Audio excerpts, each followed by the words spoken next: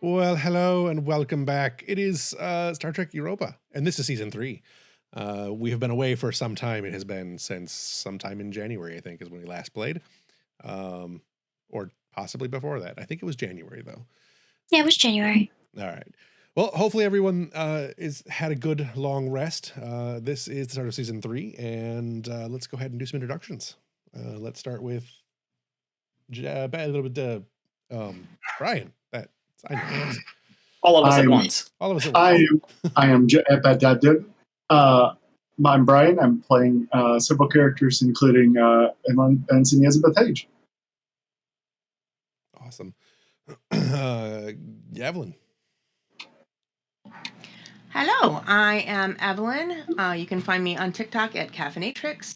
You can also find me over on the St. Pete by Night Twitch stream. I am playing Dr. Gasavio Nayet, the finally not EXO anymore CMO, and as well as Lieutenant Fiona Mills, and as well as... Nope, that was my fault. Go ahead. Something O'Connor. Rebecca O'Connor. It's been a while. It has. Kendall, you're up. Hi, Kendall. I'm Kendall the Elemental on TikTok. I am playing Lieutenant Commander Eleanor Brooks, EXO, and 2 other characters. Which you can't remember the name of. That's okay. I can remember the name. They're just long, and I'm tired. Yeah, that's fair. All right, Jack, go ahead. Yes, hello. I'm Jack. You might recognize me from previous seasons and in my own channel, RPGs Uncovered. I am here to play Captain Orani Ambrose, as well as a few other characters, everyone's favorite secret agent, Ferengi Tong. Really excited to get back into this. I was hoping to have a nice Starfleet uniform, but not only do I not have that, I don't even have my previous red shirt, nor my comm badge today, so we'll see how it goes, but I'm very excited for this. Go check me out on all of the places RPGs Uncovered. Are we getting cross feedback here? Like, it looks like we're getting... Oh, you know what? That might be my fan. No, I think when you guys are talking, it might be on my end or something. When you guys are talking, I think it's going through both. Yeah, I was getting a little echo. It might be my fan. My fan does weird things to audio. You sure? Hopefully it is not an issue that everyone else is having. Yeah, I was hearing Kendall in 2 different places, one of them lagging a bit behind her. Yeah. That was my fan. It like bounces the sound waves. Like it comes out of the speaker and then the fan pushes the sound waves back into the microphone or something. It happens all the time. Well, if you would stop using science fiction fans, this wouldn't be a problem. It's a normal. Hang on one Look, second. See if I can I find am committed to fan service. So this is the fun of being off for as long as we have been, is the technical issues that are always ongoing. They're always going on. They got spicy.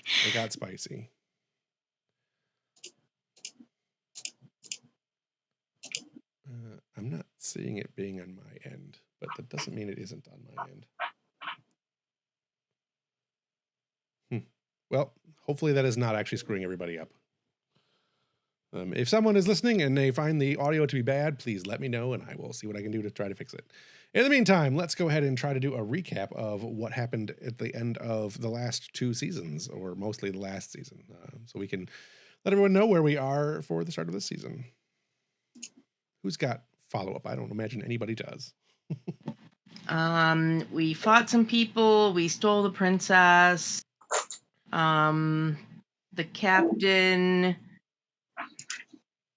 I don't know. No idea. There were Klingons involved. We were in... All right. How much do you want, Jeff? How in depth are we going? We're going all 2 seasons? Big stuff from last season? I think a quick recap. Just the finale? I think a quick recap of the 2 seasons probably is the best way to go. All right, let's see if I can handle this after all this time. Previously on Star Trek Europa. Back in the beginning of Season 1, we started out on DS9. Don't worry, I'm not going to get that far in depth with it. But we saw some weirdness that may or may not later down the line tie into some sort of orb experience that has been bouncing around in the background of, I think, a couple different characters at this point, including our now Captain Arani Ambrose. Since then, we have been jaunting around the Shackleton Expanse. It is called in this game. We've made some friends with. What's that? I just referred to it as the Expanse, but yes, it's the Expanse. Yeah. We've made some friends, met some rock people, met some fish people. Did we meet fish people? We did. They were being smuggled by. Yes. Yeah. So some rock people, some fish people, a whole bunch of other different people. There's some alien society out there we don't know too much about that doesn't seem to like that we're making friends with all of their enemies. So they popped up a little bit sometime last season, showed up, buzzed us a little bit, and then ran away. I'm sure they're going to be coming up at some point. The bulk of the last 2 seasons has been the Klingons, House Toral, is it? Duras. There's Duras and Varnick. Well, Varnick. House Varnick, which is aligned with the Duras family in order to overthrow Chancellor Martok and pretty much take the seat of the chancellorship, which I think they more or less did, meaning there's kind of a Klingon civil war sort of thing. Martok's been trying to keep that all contained, but it hasn't gone too terribly well, though we haven't been involved in that all that much outside of Season 1 when we took care of his, bastard son? Stepson? Marjad. He had a bunch of clones running around working with another really bad Romulan family, I believe. They were looking for the ancient, the center of the ancient empire of the Iconians, that's it.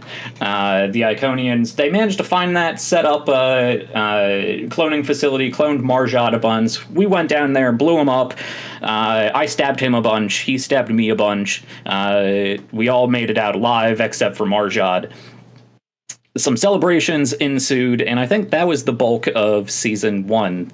And then Toshari, a not sub-commander, was it sub-commander? I believe in the time sub-commander. She was sub-commander. I think she got a promotion and then was immediately arrested for being a political rival or whatnot.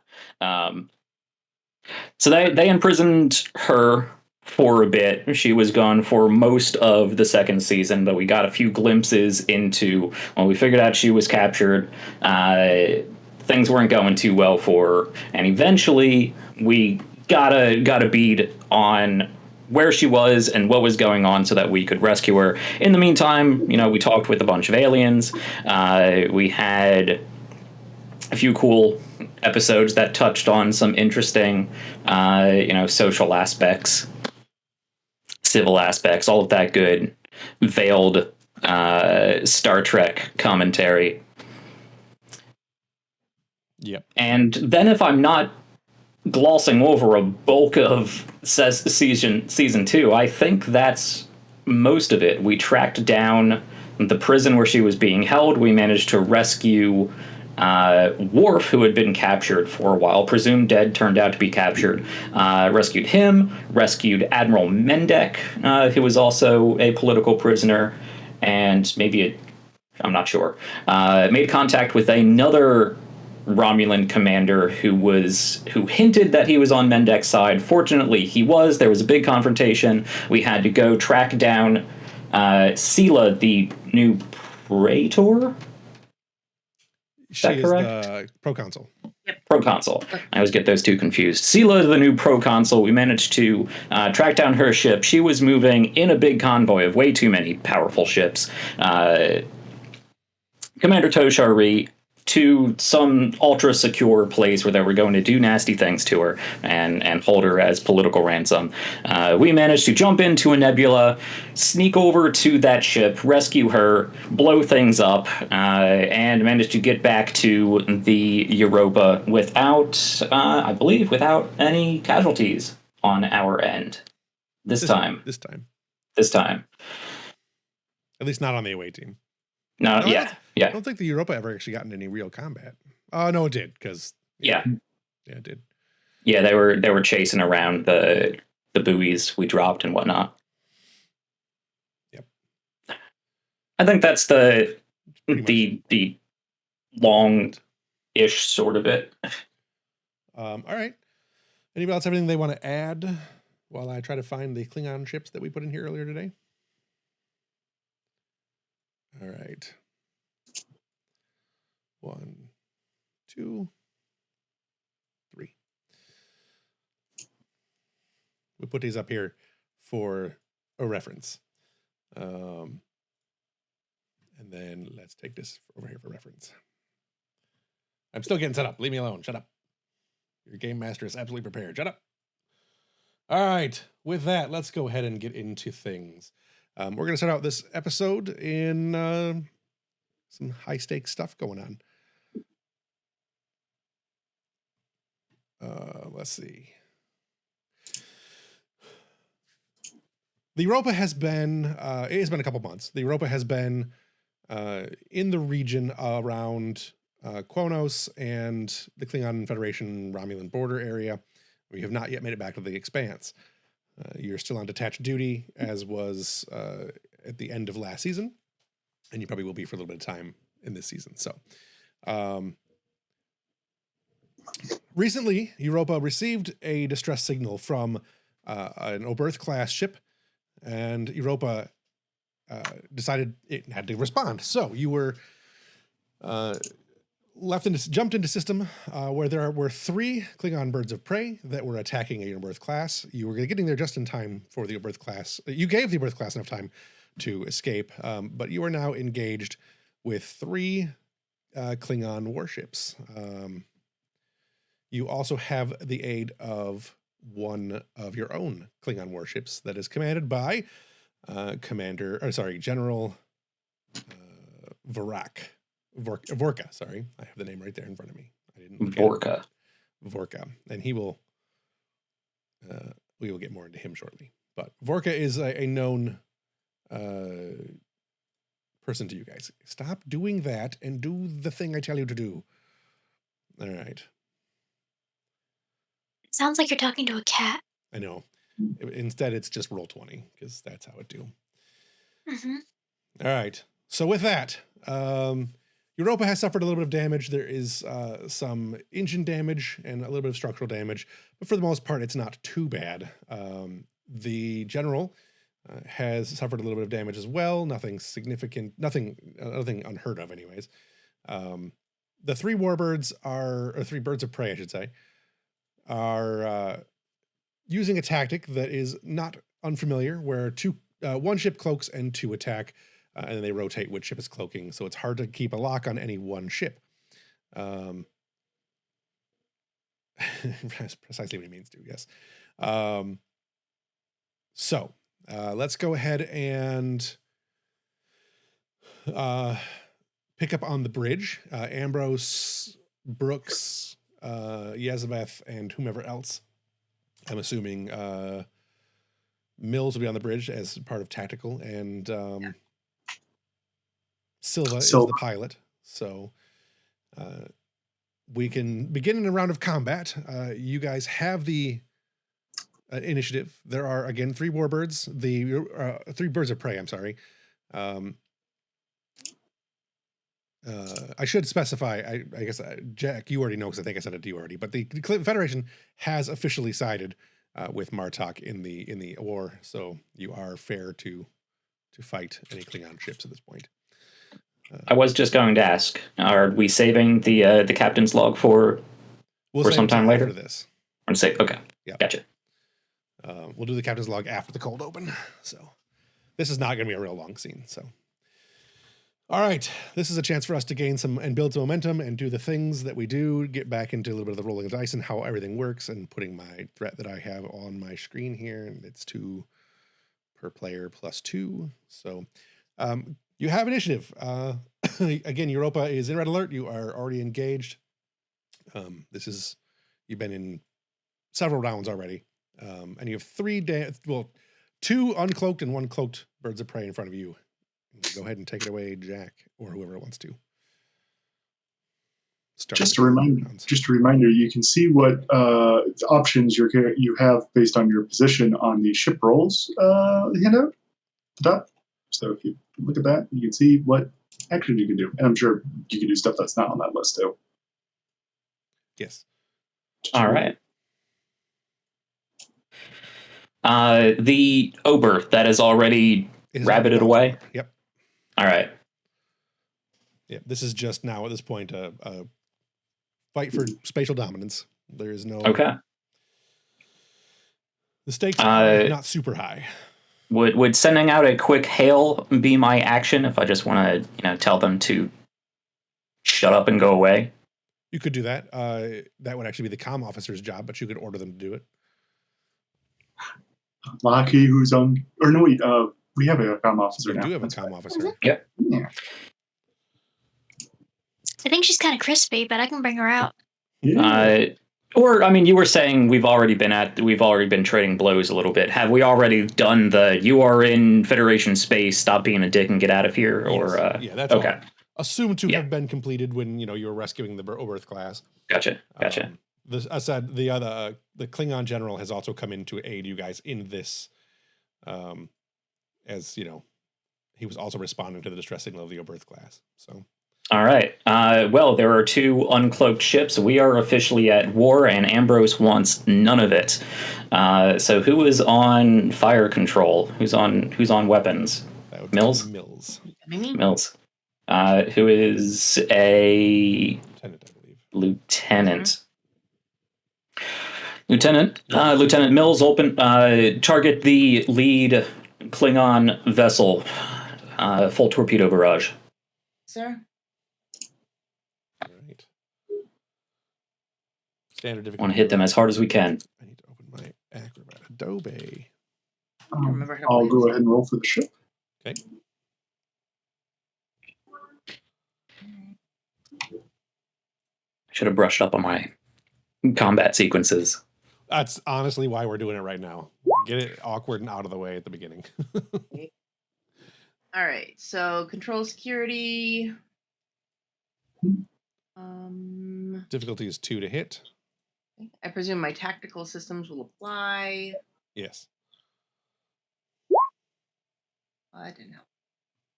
Oh, we got 2.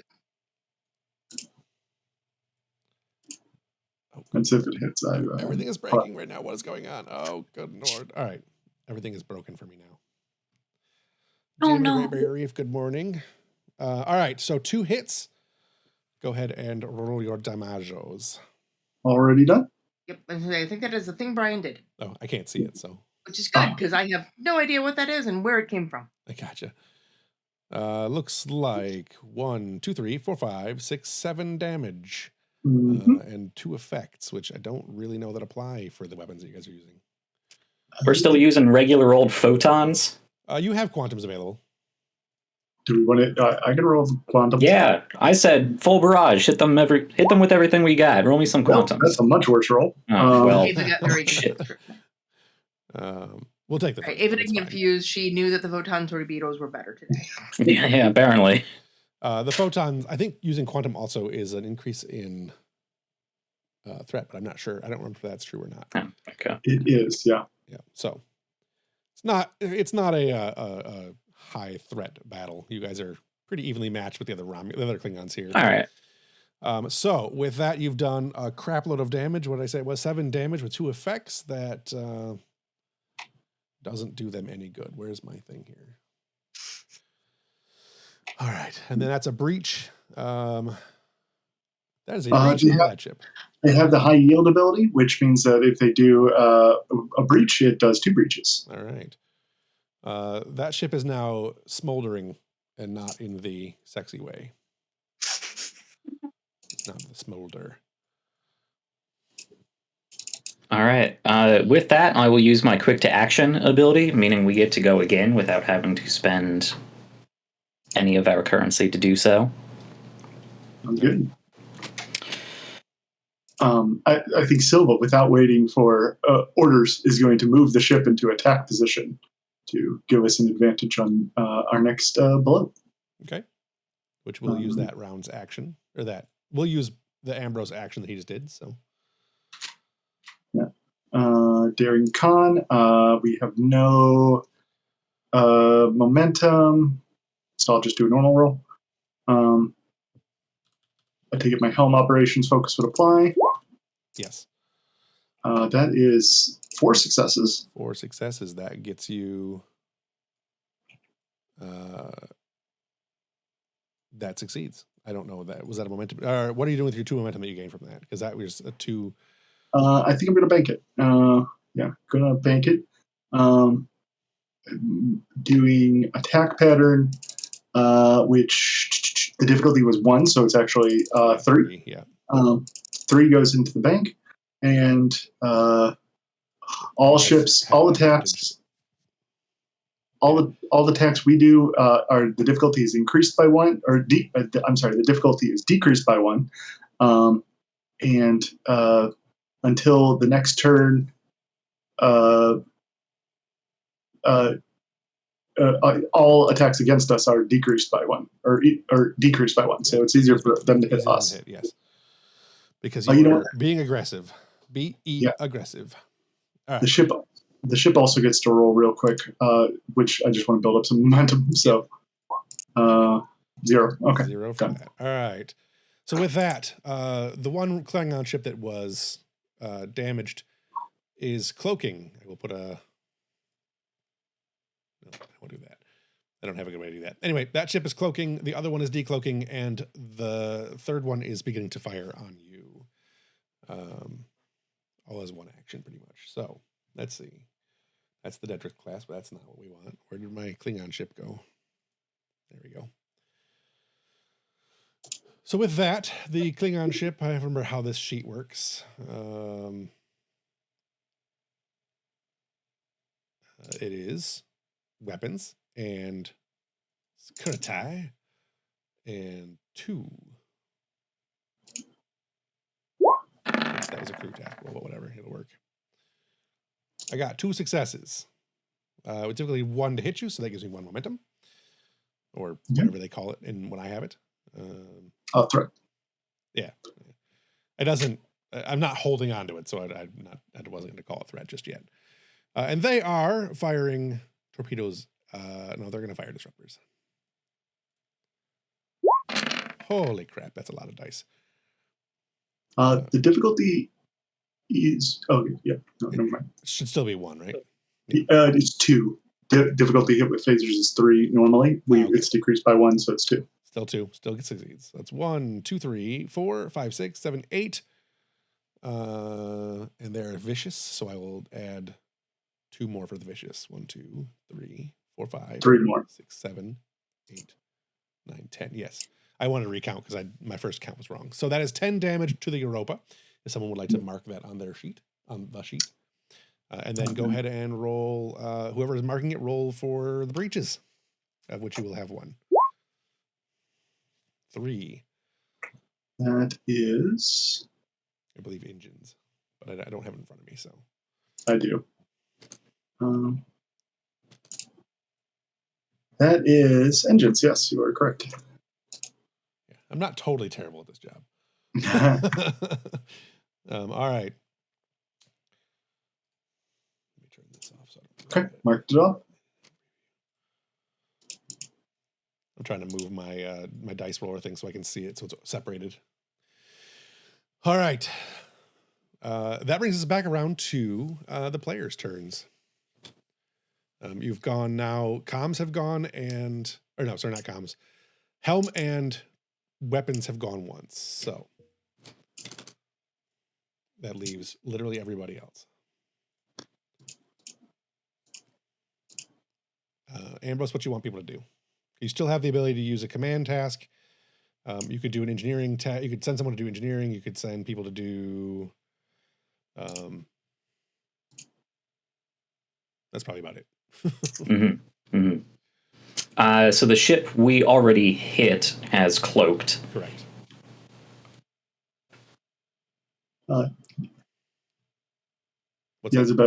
Elizabeth will say a damage report. That last hit is draining power.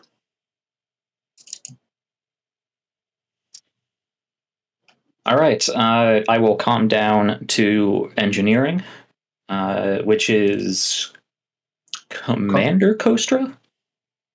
Lieutenant Commander. Lieutenant Commander Kostra. Chief Kostra. Chief Kostra. Okay. Chief Kostra, we're getting battered around a bit here. Make sure to hold the rope together. All right. You got it. I'm already on it, Captain. So it is actually a minor action to do that, so we can still do something else. Yep. Sweet. He'll skim the bleed. One of the abilities that the captain has is to be able to basically tell someone else to take your turn, which allows you to either fly the ship some more or to really tell anyone on the crew to basically to do something with their station again. So including weapons. I'm not sure how tactical we're getting or how much tactics matter in this particular system. But since we are working with another ship, could we maneuver to get them to corral them? Yeah, sure. And get like a flanking sort of pincer, keep them all contained. So even if they're cloaking in and out, they have a harder time getting around us. Yeah. Sounds like a great advantage to me. Yep. Which is Silva again, right? Yep. Silva, coordinate with Captain Vornak. Is that it? Captain Vorka? General Vorka. Coordinate with General Vorka. I want us to maintain a flanking pincer position on either side of this cluster of ships. Make sure they can't maneuver around us. You got it, Captain. Coming in from the rear. So I will spend a momentum for that to add another die. I'm sure my helm operations focus applies. Sure. That's 4. That is four successes. That creates advantage of 2. So we get two on anything that would apply to. Okay. Are you keeping that? You don't keep any momentum for that?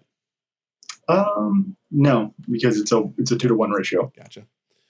All right. So you have gained advantage. You basically now have a 0 to hit. The other, let's see. One of the other Klingon ships.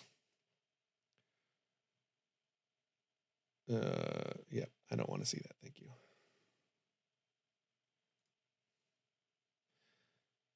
Sorry, we had a spammer on the channel there. All right, so the Klingon ships, the 2 Klingon ships, one of the Klingon ships that hasn't yet acted or has decloaked but hasn't really acted, begins maneuvering towards General Vorak's ship, and we can come back essentially to the back top of the round. Vorak fires on that ship since he has that ability to do that right now, and he does 1 breach.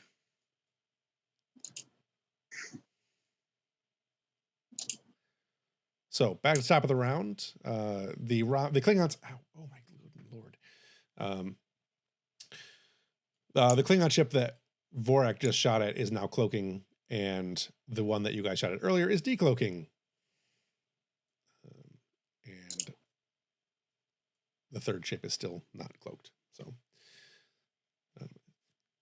hard to keep track of these, but it doesn't really matter. So go ahead and fire one more time, or do whatever you guys want to do for this next action, and then I'm going to have something happen. We can put power into it, giving the attack extra oomph. We get like advantage 3, so let's juice it up. All right, Lieutenant Mills, throw everything we have at the previously damaged ship. Focus our fire.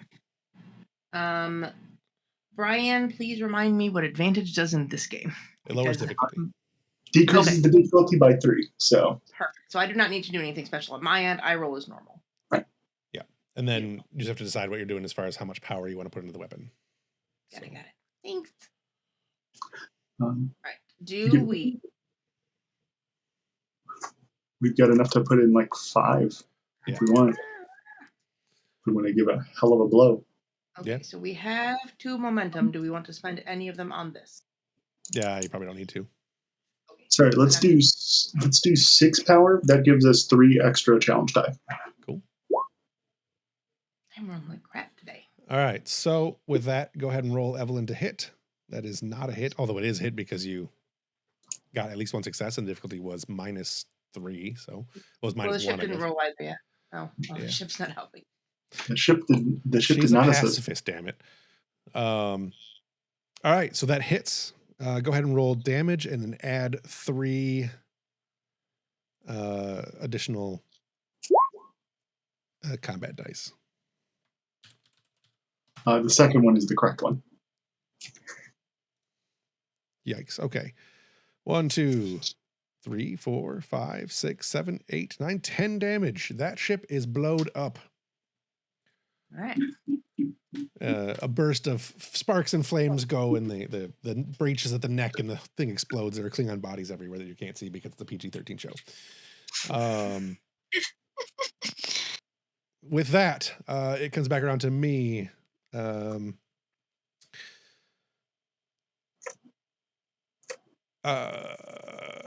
ship, the one Klingon ship that is remaining turns, the one that is not cloaked remaining turns away from, oh wait, no, it wasn't. That's the one that cloaked. Is barreling down on you and will open fire one more time. Your difficulty, my difficulty hit is still 2 with phasers. So this is the one that is smoldering, not in the sexy way? You blew that one up. There's another one that's smoldering in a not so sexy way, but it's cloaked. Or a hit that is cloaking. Yeah. Okay. But you blew up the one that you had already, the original one that was smoldering the not so sexy way. Let's go ahead and do fire to weapons. Fires and missiles. 2. That hits. This is not missiles. I'm firing disruptors. Okay, 1, 2, 3, 4, 5, 6, 7, 8, 9, 10, 11, 12, 13. It's decreased by 5 for scale. That is enough to get rid of our shields and deliver us 2 breaches. All right. Give me the 2 breaches. So with that, shields are down. That is sensors and weapon and structure. I shall water myself real quick as I was informed too. It was what? It was structure and what? Sensors and structure. So we are now damaged on structure. So all tests to repair breach effects after suffer complications on an 18 to 20. Okay. And our ship's resistance is reduced by 1. Okay. So Europa is in a little bit of hurt now. As you're coming back around to mark an attack, that is when my other guy comes barreling in. A decloaking ship. There's a bath of neutrinos that is coming up on Yezabeth's scanners as a Romulan warbird is decloaking. What are you going to do? Let's put this to scale here. Oh, wow. It's going home now. Oh. Yezabeth will say, Captain, I'm reading oh my god, it's a Dareeth class warbird off the port bow. She's armed. She's heavily armed, Captain. Do we have a registration on this ship? Can we identify friend or foe? Pulling up now.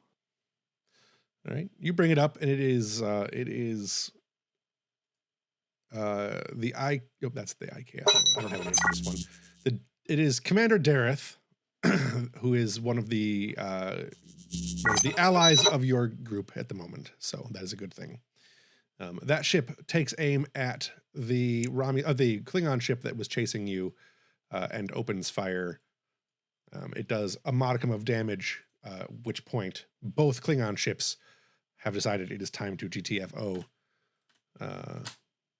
Cloak and, in fact, GTFO. Let's put this guy here. And there we go to scale. So the two Klingon ships that were left, as far as you can tell, have left because it's three Klingon. It's a Klingon ship, a Romulan warbird, and a Federation ship. That's a lot for anyone to deal with. After a few seconds, the Klingon ship, or the Romulan ship hails the Europa. On screen. On screen is middle-aged Romulan. He's sharp-cheeked and has the heavy the ridge there that the Romulans get on their forehead. Some of them do.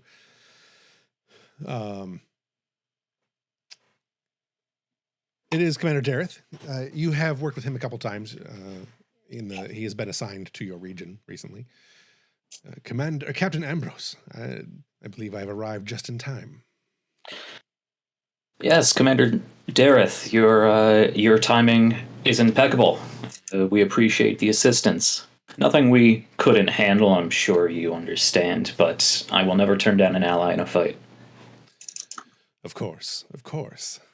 I look forward to seeing you. I'm certainly glad I was able to assist what I could, despite the fact that you and the good general didn't need any. Well, unfortunately, I'm sure there will be plenty more opportunity for all of us. We can only hope. Dareeth out. Captain's log 55254.6. It's been almost 4 months now since the Romulans entered the war against the House of Toral. This marks two superpowers in the Beta Quadrant, engulfed not only in a war with each other, but each within their own civil war. The Federation has officially declared war on House Toral, but remains uncommitted to the Romulan conflict. Fortunately, the Romulans are more open about their commitments. Admiral Mendek's forces are making progress against those of Pro-Consul Sela. He has dispatched over a dozen ships to aid Chancellor Martok in finally routing Toral from Quo'nos. He has also appointed Commander Dareeth. He has also appointed Commander Dareeth, a cunning, if not reluctant, warrior, to take command of all Romulan forces within the Klingon theater. There's still much resistance coming from the House of Toral, but with the combined efforts of the Romulans, Martok, and Starfleet, the end is in sight. In the meantime, I've got new officers coming aboard. A Lieutenant Commander Gerald Moss will be taking over the flight operations position after our previous flight wing commander, Jisa Shajin, had been demoted from that position on disciplinary action. Lieutenant Commander Moss has an outstanding record and was highly recommended by Admiral Aralani, which goes a long way with me. He'll manage all shuttle operations and command the Peregrine wing moving forward. All right. With that, I didn't actually get a picture of Moss yet. I meant to, and then I forgot. But let's go ahead and start with Mr. Moss is going to be meeting with the Lieutenant Commander Eleanor Brooks, the first officer, as that is the first person he should report to. I thought she was commander now. Oh, yes. You just haven't updated it on the screen here. I don't know how to do that. How do I update it on the screen? Somebody update it on the screen. Oh, I'd have to switch to GM. found it. That's all right.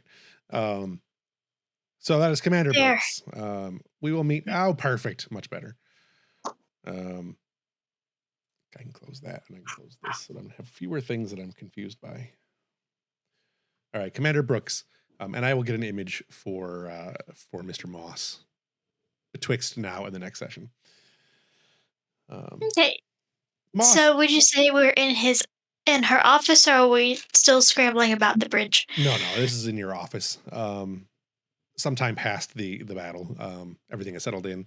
Repairs are underway, so it is an adequate time to have this meeting. Moss is in his late 30s. He is tall. Think a Chris Pine type. In fact, I probably use a Chris Pine photo. He's comes dressed in his not his Class A uniform, but he's dressed precisely for his uniform is very fit and precise. Enters into your room, or well, I guess chimes the door to await you letting him in the door, so he doesn't just burst in case you were doing some kind of weird hot naked yoga. I don't know why. So there's a chime at the door. Enter. The door slides open, and that gentleman enters in. Commander Brooks, it's an honor to meet you, ma'am. It's a pleasure to meet you too, Lieutenant. He's a lieutenant commander, right? I'm sorry, my brain's super foggy Yes, right now. Lieutenant Commander. Lieutenant Commander Moss. My orders. He hands you a pad that is his orders from Starfleet Command to take over for the flight wing. Really, he'll be in charge of all flight operations, which includes all shuttlecraft and technically helm operations too, but he won't be on helm. So Yeah. And she'll take it, she'll read it over, and she'll nod. if you have any questions, Commander, please let me know. I'm very excited to be here. Haven't spent much time on a deep space ship for a while. I was on board a lot of science ships of late. So Oh, what kind of explorations did you do? largely we've been doing planetary surveys in the Oteris systems. A lot of geological survey type things, not something that's really up my alley. I see. That sounds like it would be interesting to some people in our science department if you were willing to let them pick your brain.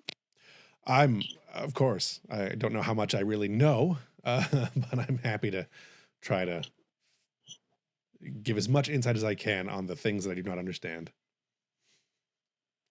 I'm sure they'd be willing to explain some things to you. Most of them are quite excitable and passionate about what they're doing here. I find that to be true of most geologists. It's a strange dichotomy. Rocks don't have a lot of things to be excited about, yet they're always excited about something. Scientists, not the rocks. Very true. But,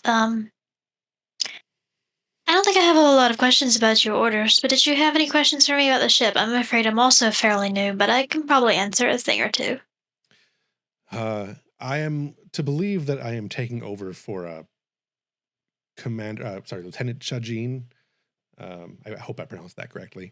I read that she's an Andorian. My experience has always been that an Andorian stepping in may be rough. Any advice on dealing with a good commander or lieutenant? I mean, Well, it depends on whether it's actively hostile or not, but you should probably speak with her calmly, rationally, just be honest. well, the direct approach usually is the way to go with most Andorians. It's what I find works very well with most people. People don't like catching others in lies. It's true. I find a lot of Bolians don't like the direct approach, but other than that, Some people are very particular about their manners, and that's also something to take into account. But there tends to be a overruling of the fact in quite a few ships that they prefer straightforward honesty because it cuts through a lot of the bullshit. fair enough. All right. Well, I guess it's probably best if I get straight to things. If you'll excuse me, Commander, unless you have something else you need from me. Not at the moment. You're dismissed. Thank you. And he departs the room. Mhm. All right. The next one I have is Ambrose, Toshari, and anyone else that wants to be there, obviously, too. Dareeth and Vorka are also aboard ship. This will be in the what is the name of that room? The one where everyone sits and talks. The briefing room. What's that? Yeah, the You got briefing room. Yeah. That one right there with all the table and the stuff.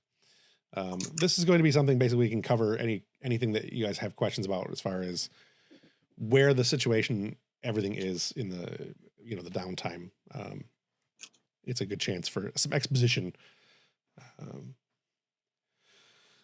But Dareeth and Vorka are there. There's a definitive tension between Dareeth and Vorka. Obviously, it's the normal Klingon Romulan tension, and Vorka has not made it has made it fairly clear in the past that he does not particularly like that the Romulans are helping because this is Klingon business kind of thing. But he's been ordered to by Martok to do his job, and so he is. Toshari is also there. I don't think I have a picture of Toshari right now. I might, but I don't know where it's at. There she is right there. Obviously, like I said, as anyone else that wants to be involved in this scene, this is a good time for people to get up to speed. Yeah, fall senior staff. Yep. So, Dareeth will start by...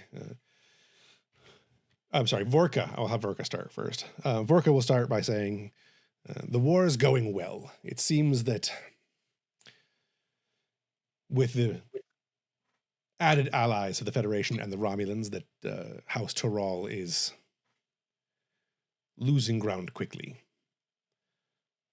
I suspect that it is only a matter of weeks, maybe slightly longer, but weeks before we have a chance to make a full assault on Quo'nos. Dareeth, go ahead.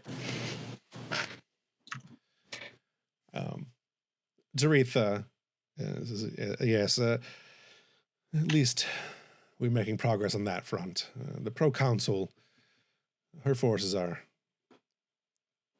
more entrenched. Granted, there's been less time that we've been fighting them, but we could certainly still use Federation assistance, Captain.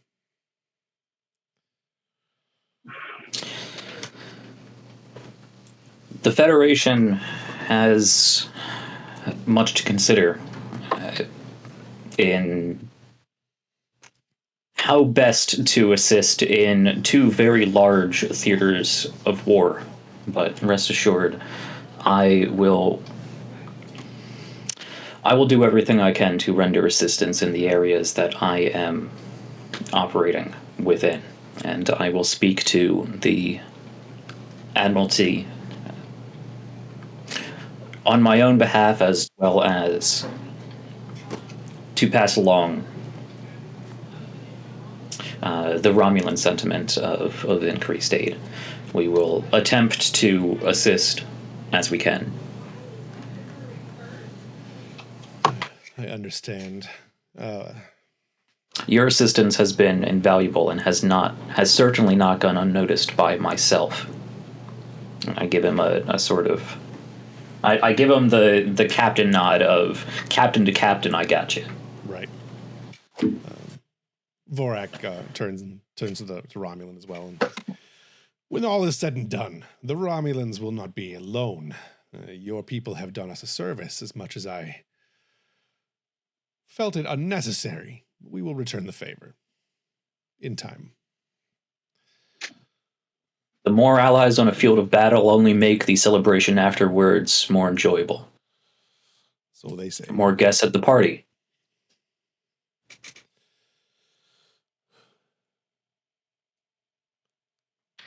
Agreed. I don't have anything else with those guys particularly. This is a very short scene. Do you guys have any other questions you have as far as what's going on in the world at large right now, specifically with the war and anything like that? Is there any overarching objective that our side is trying to accomplish? At the moment, the primary objective is to weaken Toral and find a way to get to Quo'nos faster. That has been the at this point, it is an all-out. It's sort of that race to Berlin kind of situation after the, in World War II, after the beach, the landings of the beaches. The specific objective right now is just to make sure that the Toral and his forces don't gain any additional assistance from the Pro-Consul and Romulus, which so far has not. We haven't seen any of that. There's always rumors, obviously, of Romulans aiding Klingons and whatnot. And there is a known connection between what the Romulans were doing and what the Klingons were doing, what Toral was doing, and what Sela was doing. But yeah, that's the primary objective right now. Is there a reason we don't just warp to Quo'nos then? Getting a whole fleet there without being surrounded by Toral's fleet would be difficult. Like he's got a big fleet there. That's a good reason. That's a pretty good reason. Yep. Yeah. So, because that's next episode. But anything else beyond that, just as a quick catch up, we will get into the actual plot of the story soon. Don't worry. I do have one. Has there been any developments on Worf? Worf is working with Martok currently to ensure that's one of the reasons why the Federation has actually declared war on Toral. That is Worf's thing. Is he still acting as a Federation ambassador, or is he on one of his Klingon trips where he leaves Starfleet for an undisclosed amount of time and becomes Klingon? It started out as, it was one of those situations where he was there, he was doing the ambassador thing until the Federation joined the war, and then he is now, I guess technically he'd still be working with Federation at this point, but now he's working more directly with the Klingon High Command. But he's on a ship, he's firing weapons, he's in battle, he's not, behind a desk dealing with diplomacy as an ambassador would. There's no way he can do that. So yeah. Cool. All right.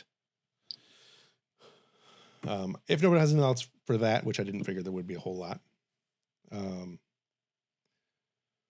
Ambrose, you get as Dareeth is going over the situation in Romulan space, you get the distinctive impression from Toshari that she is uncomfortable during the meeting. And once the meeting is ended, unless someone has something they want to do, Dareeth and Vorak will leave the ship, and as everyone else is leaving the room, Toshari will stay behind. She doesn't get up, doesn't say anything. She just is sitting at the table looking at the documentation, and you get the distinct impression that there is tension in her.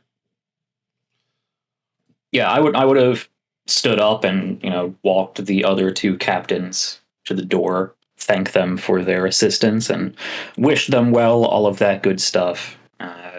Give everyone else a nod to clear the room, and go and sit down across the table from Toshari. You seem concerned. Looking at these numbers, I do not believe that Dareeth is fully honest or fully aware, perhaps, of the situation in Romulan space.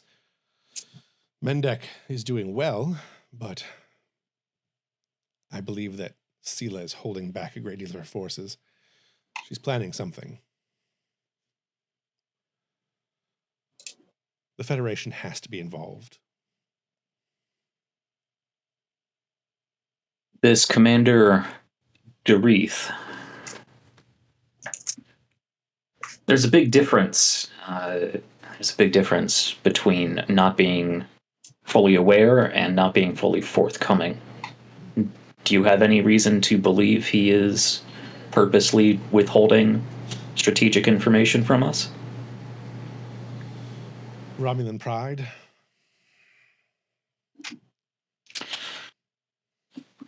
Well, I always operate under the assumption that I'm not getting all of the information, and I certainly would not expect to be made fully aware of the intricacies of Romulan operations.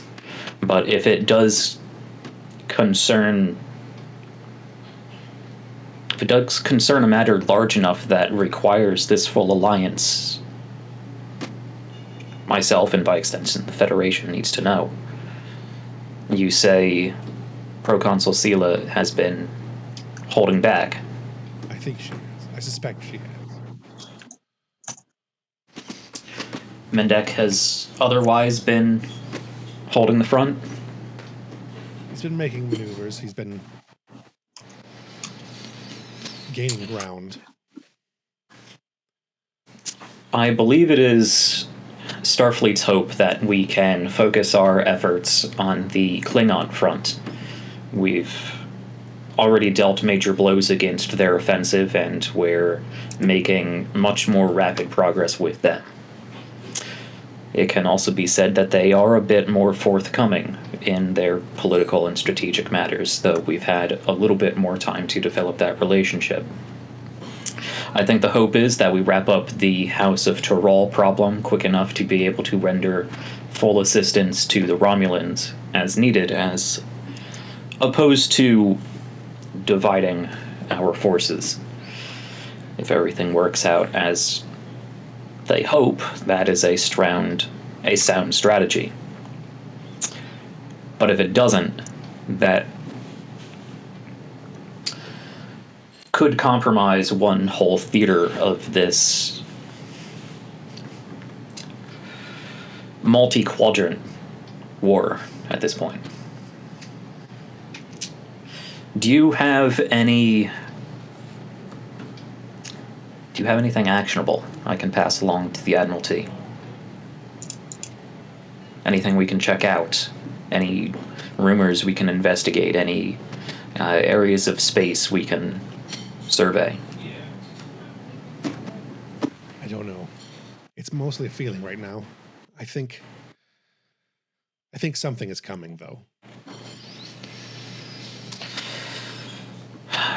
We're only 4 months into this war. There is certainly something coming.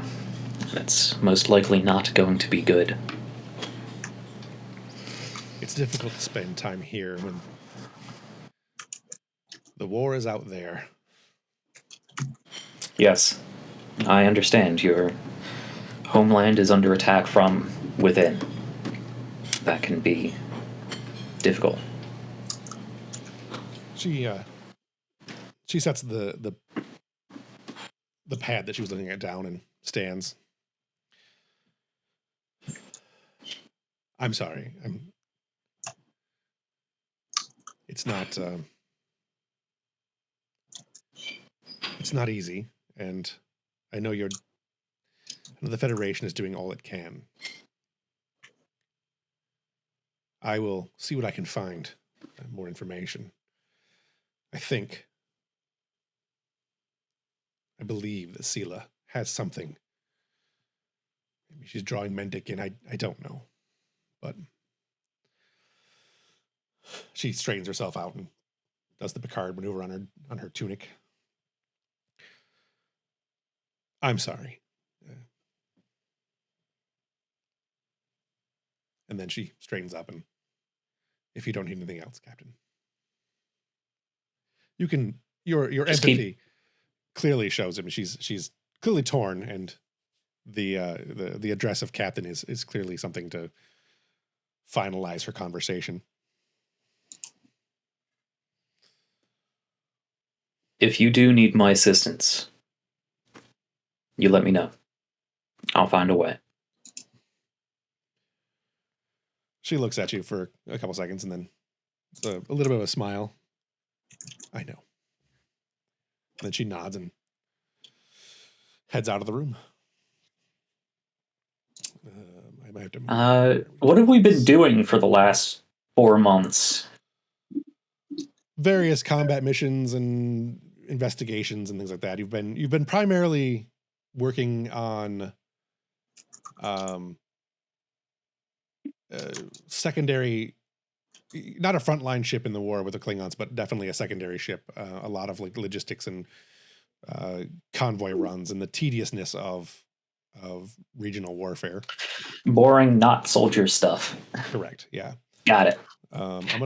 Yeah, Ambrose is probably Toshiri could probably pick up like at this point.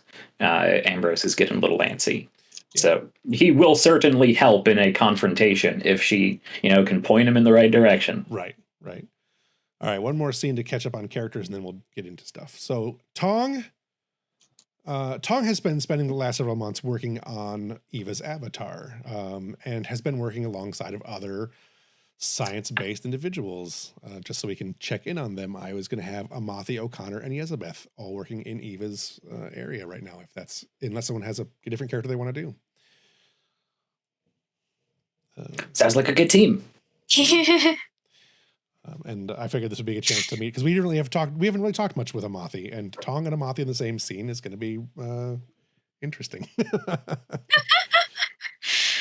So, all right, so you guys have been working on getting Eva's avatar matrices set up. You have not gotten to the point of her actually choosing an avatar or doing anything with that yet.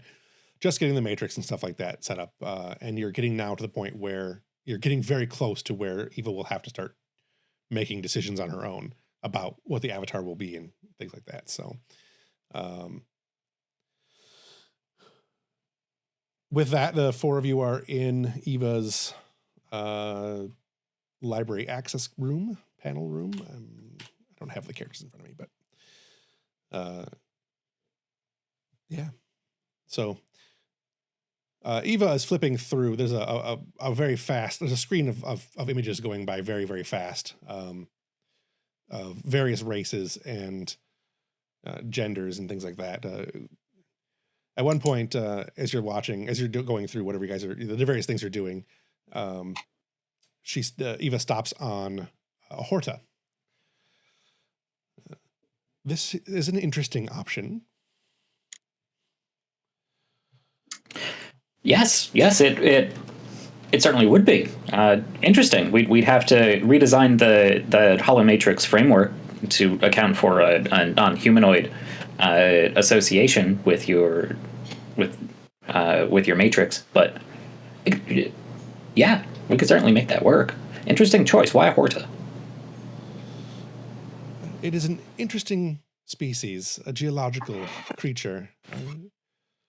Perhaps it would allow more communication or opportunities with interaction of other species. It would be a different type of interaction. Mr. Lieutenant, was it Ensign Amathi? Mm-hmm. Ensign Amathi, you are a geologist. Have you any experience with Horta? Actually, I don't really have a whole lot of experience with Horta, but I can imagine that if this is how you see yourself, then you should absolutely do it. But imagine that. Are Horta common? I don't think so. I do not believe they are. There are no known Horta in Starfleet, but there are also no known ship-level AI in Starfleet other than myself. So is this how you want to see yourself? Is this how you want other people to see you? Because if that's how you want to do it, I can support that. But I don't really know how you would be able to connect with other people, because usually people connect through eye contact and stuff, and it can be difficult when you don't have eyes. That is a fair assessment. Perhaps, or legs or arms or a body of really any sort. How do they communicate? That's a good question. The one known contact with Horta was through a mind meld that may make things more inconvenient. I shall continue looking. I think You said, sorry. if I could interject. Yeah. I think Elizabeth is standing at a console nearby and listening in. She's definitely in her Jorah Age mind right now, so she's like standing much like he did. And she'll just say casually over the shoulder, you'll be using a tactile interface in this body. Not to speak about practicality, but you might have trouble using a console if you don't have arms. That is a fair assumption. And a few more flip by, and it comes to one of an alien species that has 6 arms. This may make it more convenient. More arms means more attempt to interface. Yes, but not to prove you. Goes back to her console. 6 arms would make things a lot more easier. I mean, I've been told people are jealous because I'm able to use my tail so easily. Oh, a tail. I had not considered More arms that. would be helpful. What advantages More does a arms. tail provide? Oh, tails provide more balance. I've been able to grab things from far away and catch people when they're falling. I can also catch things when they're falling, and myself. I run into a lot of things, and then I also almost fall a lot, so it catches me a lot. So tails are great. Is it a matter of your falling a lot, or does the tail make it more inconvenient for general motion? Tail makes it easier to balance. I am not good at walking. Interesting. If you get the right kind of tail, you can hang upside down. Yeah, that too. What would be the benefit of hanging upside down? It's fun. Able to reach things on the ceiling. Different perspective. I will investigate this further. And begins looking through images of various races that have tails that are prehensile. Of course, as a holographic projection of force fields, I don't think there's really anything preventing you from already projecting yourself upside down. And at least while you're on ship, and I don't know how you would get off ship, but at least while you're on ship, you wouldn't really need arms to use the consoles anyway. Well, that is true. So it's all your preference. I'd perhaps think more about how you see yourself and maybe how you want others to see you, and not focus so much on functionality, because I think you have functionality down. I suppose the question is it more convenient, or is it easier for my colleagues to see me as something less obscure? Mr. Tong and Amathi, you are both significantly less similar to humans than, well, Miss O'Connor is a human, and Elizabeth Hage is a Trill, but looks human. What has been your experience in dealing with humans as a non-human presentation? A distinctly non-human presentation. The good parts or the bad parts? I believe I'd be subject to both. Well, humans seem to have a fascination with ears. Between Ferengi and Vulcans and Romulans, they're always commenting on ears. I think theirs are deficient. He looks over at O'Connor with a head tilt. You do tend to hear a lot of things that I don't. What did you say? Huh? Humans are also significantly colder than I am usually, and makes a gesture to his fur. I imagine finding uniforms that fit you are more difficult. Well, luckily that's not going to be an issue with you. That is true. And it can get a little depending on where you are. I mean, as within Starfleet itself, at least once you get out of the academy, people tend to be pretty open and accepting. But school stuff, or maybe you don't. I don't know. my education was conducted here aboard ship or in a lab. Right. Yeah. But you've got the same sort of comparison with people like that went away finally.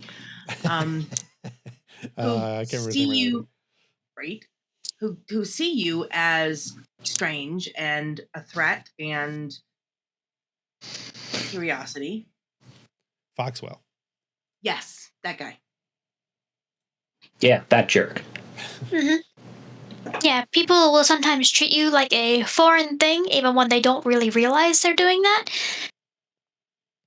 Even when they think they're being really open-minded and stuff, they make a point of pointing out like all the things that are different about you, and it just makes you a little more conscious about it.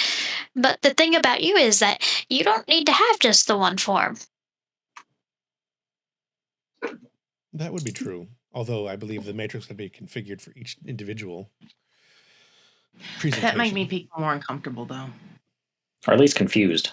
Mm-hmm. If you want the human experience, it involves not changing your body anytime you want. That is true. And I believe with the already the complex nature of human interaction, it may be wise to simply make it easier on the other persons aboard Europa. I should select a human, I believe. Sure you don't want Trill? We can give you some nice looking spots. Perhaps. I believe that maintaining a more humanoid form than perhaps distinctive, such as Bolian or Klingon, I believe it would be ideal. So as not to make too many people uncomfortable. That would be really cool, though. Excellent. So now we shall move on to other parameters. Yazbeth will press a button and start bringing up like a randomizer to like present her different options in a cycle. Excellent. Physical appearances and such. Right. All right. I think deciding on human right now is probably enough. I guess everything else you guys want to get out of that scene? Hmm? All right. A little later in the day, this will be the last thing we do before we get into the story stuff. A little later, additional story stuff. A little bit later in the day, let's say in the mess hall, it's Tana, Dafine, Koba, and Vren are about. They don't have to be at the same table or anything like that, but you guys are all down in the mess hall, and tensions aboard ship have been a little high. Mostly, I think people are tired of being cooped up in the ship. They want to do something. They want to find a way to get out and do explorations or battles or whatever it is they do. Near the front of the line of the replicators, there are two crew members, a human named Thomas Wright and an Andorian named Hajarin. Sorry, I have it spelled out there. And you can see that they're arguing a little bit. Tensions start getting hot. And finally, Thomas Wright gets shoved back against the wall, and Hajarin begins lunging towards him. There is a definitive fight going on now in the mess hall. Does anyone want to do anything or just watch? Who's in a... Tana would like to step forward and kind of try and pull one of them back. I have it as Tana, Dafine, Koba, and Vren, but anybody that you guys want to have down there can be down there. Doesn't matter. Who's in the fight though? A human named Thomas Wright and an Andorian named Hajarin. There's two random crew members. Not okay. Random. I have them. They're not random, but Dafine will just hold a portray. Step away. Okay. Aren't these the two that were in the fight earlier, like way forever ago, that we never got around to dealing with? That was I believe that was actually a different game, but yes. Oh. Okay, never mind. That was a game. They've got that was beef. a Lexington game. Yeah. Okay. This is a He century has sequel later. beef. Yeah. This is their grandchildren because it's a century later. Yeah. But yes, yeah, I'm reusing the same storyline. Shut up. So Tana steps forward, and what are you doing? I'm just gonna pull one of them back and just kind of like put a hand on one chest and like point at the other. Hey, we're eating over here. Can y'all not? Hajaran, you pulled Hajaran away, and he knocks your hand off of him and says, "Do not touch me, human." Or Do I you're look Bajoran. human to you? I'll say Bajoran. I meant Bajoran. Do not touch me, Bajoran. Okay, I won't touch you, but don't touch the other ones either. This is where we eat. Do you shit where you eat too? He looks at you and it's such a gross saying. It is not your business, Bajoran. Step away. This human needs to apologize.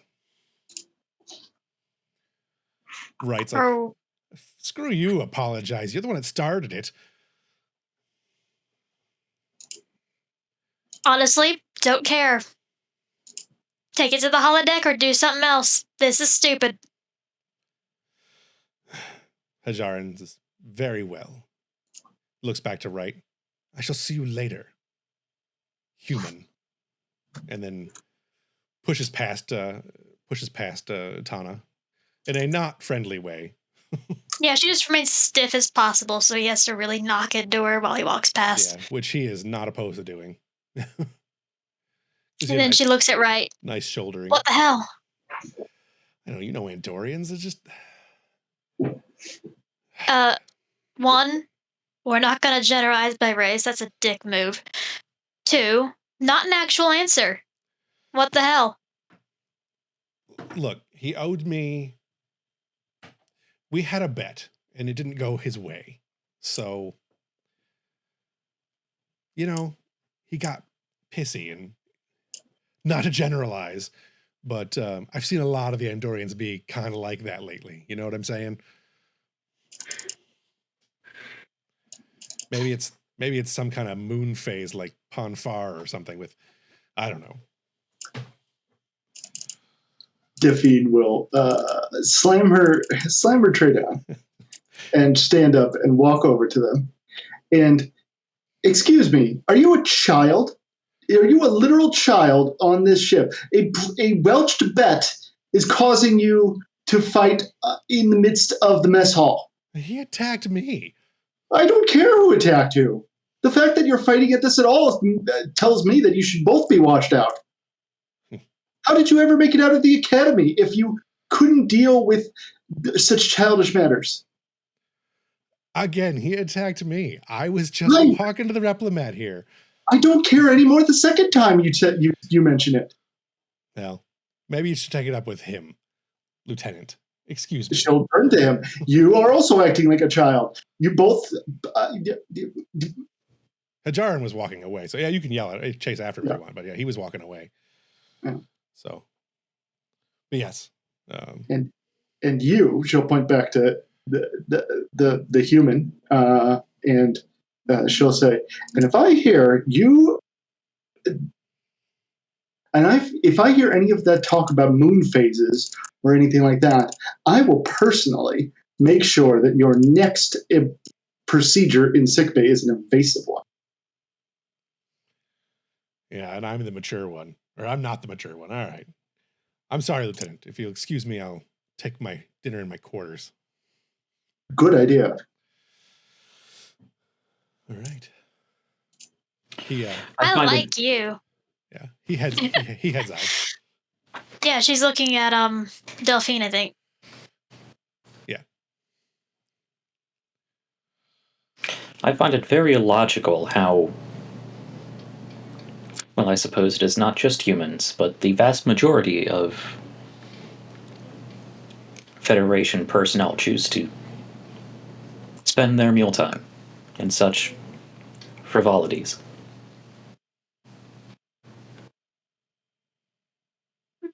Oh, yes.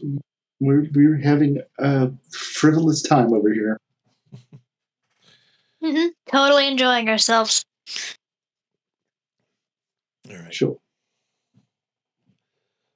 go back to ignoring anything else. All right. All right. Sometime later on the bridge, who did I have on this? I didn't have anyone selected for this one, but on the bridge, we'll say that Yezabeth is up there now, and whomever else, obviously, who's on the bridge. You're getting a notification. Eva flashes a message across the screen of an encrypted communication is being intercepted. Before we do that scene, could I actually interject a damage report to the captain? Yeah, sure. I think it'd be Yezabeth probably chiming on the captain's quarter, the ready room. Sure. Yeah, anytime you guys will have a scene that you want to throw in, feel free. Like, yeah. She'll come in with a pad and she'll say, Captain, I have the damage report, Commander Costra. It's not good, sir. Reach out and take it, sort of scroll through it. That last conflict did hit a little harder than we were expecting. I'm sure our engineering teams will be able to They can fix us. They can get the systems up and running, but they can get the systems up and running okay, but we're not going to be able to be back to full, or we're not going to be able to repair the structural damage until we set in at a dry dock. We're going to have to walk a lot more delicately if we want to avoid a warp core breach. I will make sure to inform Pro-Consul Sela and the House of Toral of such inconveniences. All right. What should I tell Costra? He's pretty grouchy. Tell him to refocus his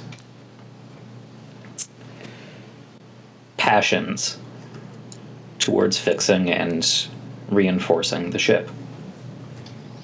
We will make time to dock when we can. There's 3 whole fleets out there full of ships that are competing for repair time. No, all right. Well, that's with your permission. The permission to be dismissed. As you were. She'll head out.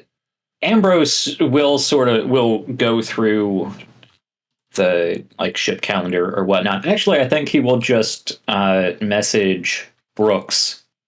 We don't need to make a whole scene out of it unless we want to.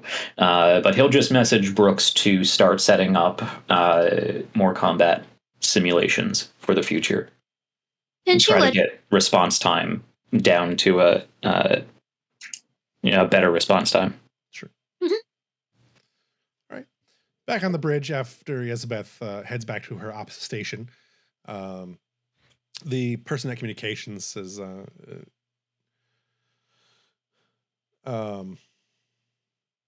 still an ensign, that's right.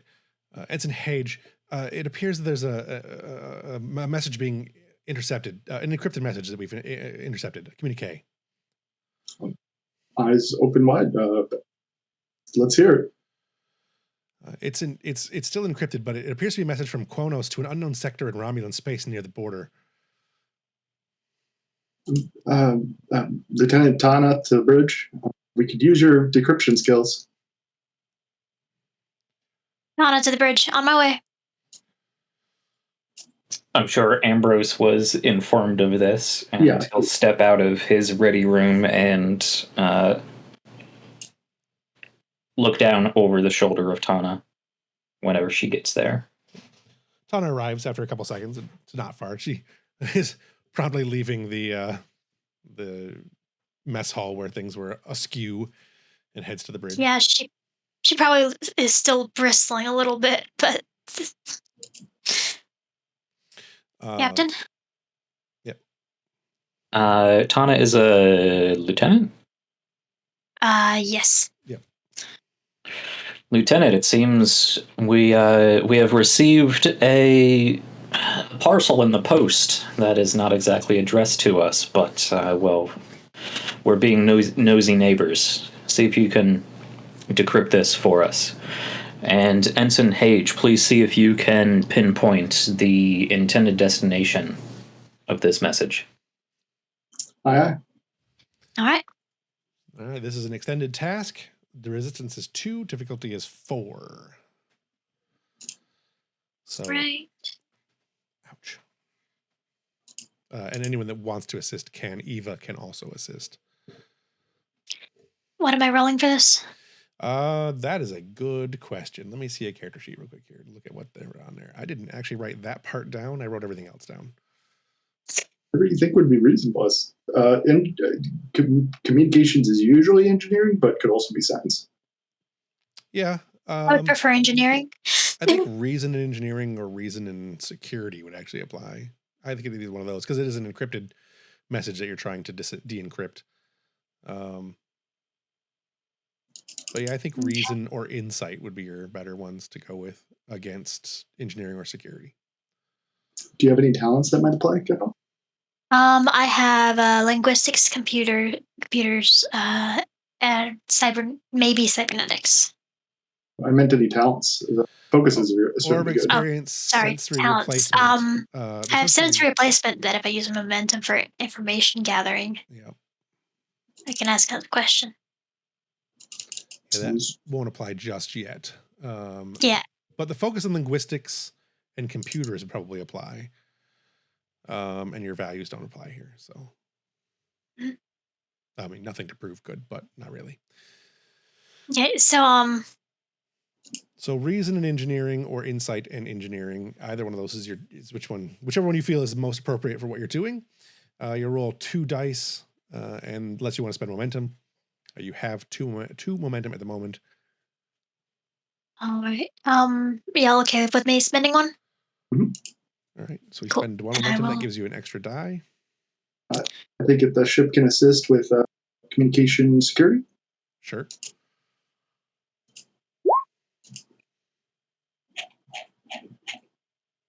The ship she has not been helpful today.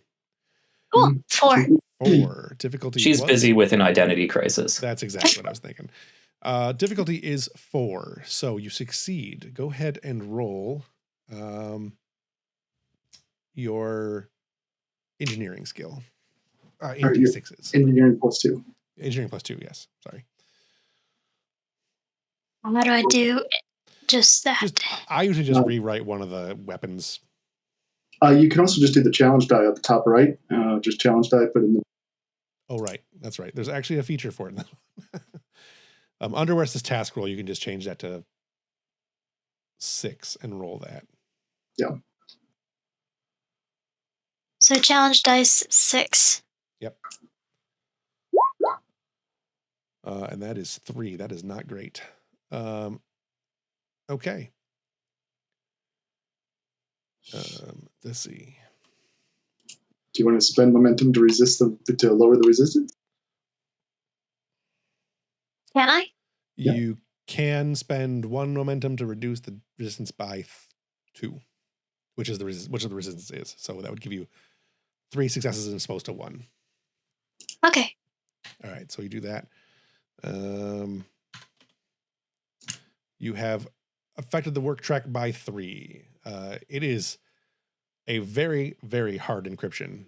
You are seeing that you are not making very good progress on it yet.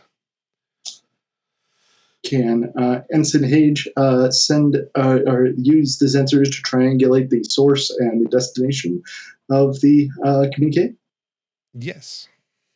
Science plus reason? Yep. Okay.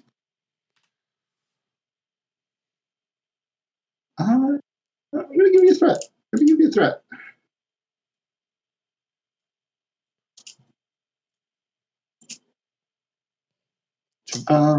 That's 2. Ship can probably assist on this. Sensors plus science work. Yep. All right. Oh, that is a complication. Okay. It is definitely coming from Quo'nos, directly from Quo'nos. The destination sector is within Romulan space. It is near to where, as far as you can tell anyway, it is near to where the closest region of space would be where you guys had that fight with Marjad. Hmm. The exact location is difficult to tell because you have a complication. So, using this information, can I contribute to the work track? sure.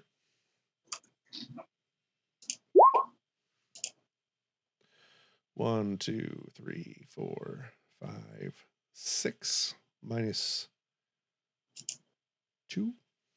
Mm-hmm. So that is 4, 5, 6, 7. All right. That is still, it is better. You are getting some, you're starting to get some of the message through. You get Toral, leader, fallen, large shipment, Lupek. Those are the things you get from what you guys have currently. Okay.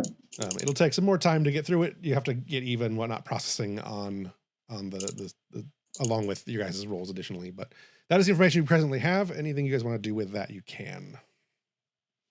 I'm not sure you guys remember any of the things that I said there, but What region of space did you say this was going to?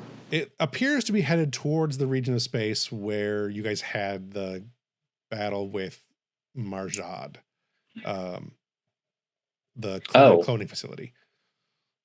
Okay, near the Iconian. Yes. Near Iconia. That was. Did we have a usable surveillance post that could look at that? It's pretty far into Romulan space, but you could probably tap into a long range satellite, a long range system and check it out. Yeah.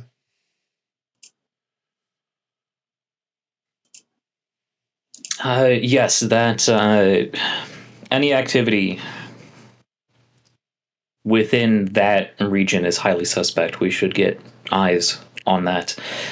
Continue working on both of these, refining the receiving location and identifying the message. I will pass along what we have decrypted so far to Federation Command and see if we can tap into any of our listening stations nearby.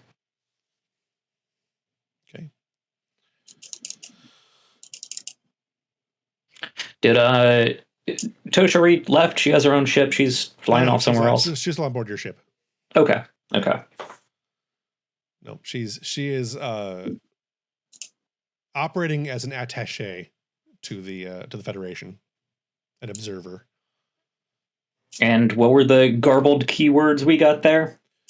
Toral, leader. What was the other one I said there? Fallen, shipment or large shipment, and Lupek. Okay. Toral and Lupek sound familiar, but I could not tell you why. So Toral is Toral, son of Dareeth. Okay. He's the lord. He's the leader of the Klingon High Council currently. The disputed one. What were you going to say, Evelyn? And so isn't Lupek our super fun, very arrogant, grandiose? I don't remember what alien race he is. Or is he the other Ferengi? He's the Ferengi. He's the not Brol Ferengi. Well, that's less fun. Yeah, he's the Ferengi that was being attacked by the Packleds. Gotcha. Right. It's the now. Packled captain that I'm thinking of. Yeah. No, Lupek terrible is person, but very fun. Yes. Yeah. The Pack-led captain's name was Ugik. Ugesk. That's what it was. Yeah, Ugesk. But yeah, that's what you got so far. All right. Likewise, sensors, deep space sensors. Keep an eye out for Lupek's ship or any signs of it. For that matter, keep an eye out for any pack-led vessels. Okay. Can I, as Ensign Elizabeth Page, can I tap into the array? And I would like to spend an opportunity cost to use. So that gives you a threat. That give advantage on. I have the right tool for the job. Whenever you're using an appropriate tool, if it does not provide advantage normally, it does so now. Okay. And then I'd like to roll sensors. Science plus control, maybe, since I'm pointing the long-range communication sensors or long-range visualization sensors. Yeah, control works. Remote controlling. Okay, that's 4. 4 says the ship can also assist on that. Oh, yeah. Go ahead and look for the ship.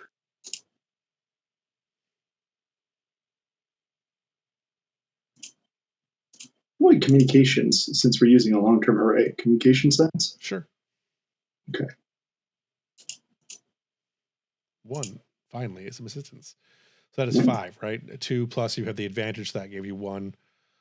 And then 1. So the difficulty would be 2, that gives you 2, 3, that gives you 3 momentum. All right. I'll bank it, but I do get I do get a free information question. Yes. Yep. All right. What you're seeing in the system is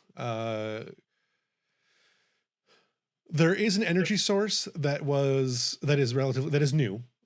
When you guys left, you had done quite a bit of damage. There wasn't really a whole lot in the way of energy sources there. It is not an Iconian energy source.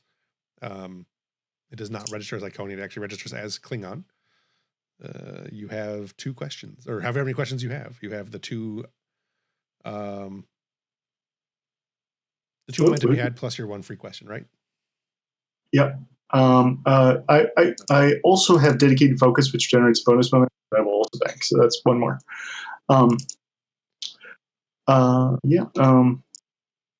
So first question is going to be: are there any? Is there any activity on the planet? Do we want to take a break since?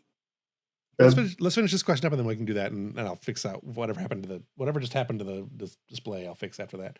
But we go ahead and answer these questions though. Because I've disconnected. Oh, that's what it was. That's all right. We'd finish out the question, then we can take a break. Yeah. Just if there's any activity on the surface of at the moment, there's not appear to be any. No, actually, there would be. There is geological activity on the surface. It appears to be artificial geological activity. Let's go ahead and take a break. So, Evelyn, what you missed on the break right before the break was Elizabeth had tapped into the long range observation systems, overlooking the Iconian sectors that you guys were in before, and discovered that there was Klingon power sources there, and that should actually be Romulan power sources. I don't know why I said Klingon before. Romulan power sources. It should be Romulan power sources on the planet. Okay. And there is terrestrial activity, which appears to be like earthworks. Terrestrial. It is man-made movement of the Earth down there. So. And I think we still had some more questions. You still have 2 momentum you could use if you want to. I believe that was all the questions that Elizabeth gets for free, though, right? No, I get 1. Okay. Well, there we go. So, picking back up there, let's go ahead and ask additional questions if you have them. we already know what ships were in the system, right? So I don't need to ask that one. There are no known ships in the system. It is just a power source, which is I originally said was Klingon. I meant to say Romulan, a Romulan power source, and there is activity on the surface. That's what we have so far. Okay. Is there is the Iconian gateway active? No. Okay. No, there are no Iconian power sources of any kind. Gotcha. Okay. Now, just to remind myself, as far as we know, we blew that up. Correct. Gotcha. Okay, I just wanted at the very minimum it's the whole system. Great question. Yeah. Just want to clarify. Yeah. Yeah. Okay. I'll report that to the captain. What I found. Okay.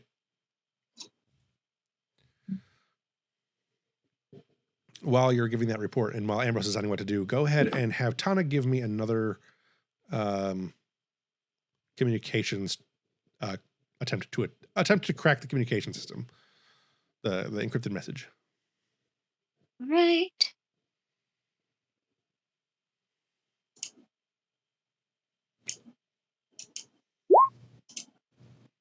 Ship does not assist.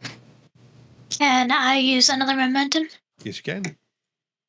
Cool. You have 3, so you could use all 3 and get 2 additional dice if you wanted to. I think I'll just use 1. Okay. I don't know why it's pretending by the communication system. There we go. 4. 4 successes. That is the number you need. So that's good. Go ahead and roll your challenge 6 dice. challenge. 6 challenge dice.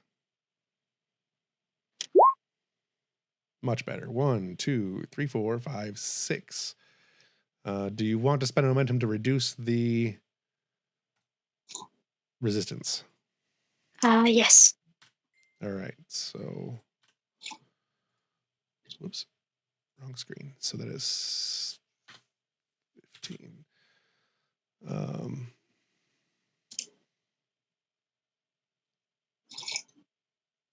Okay.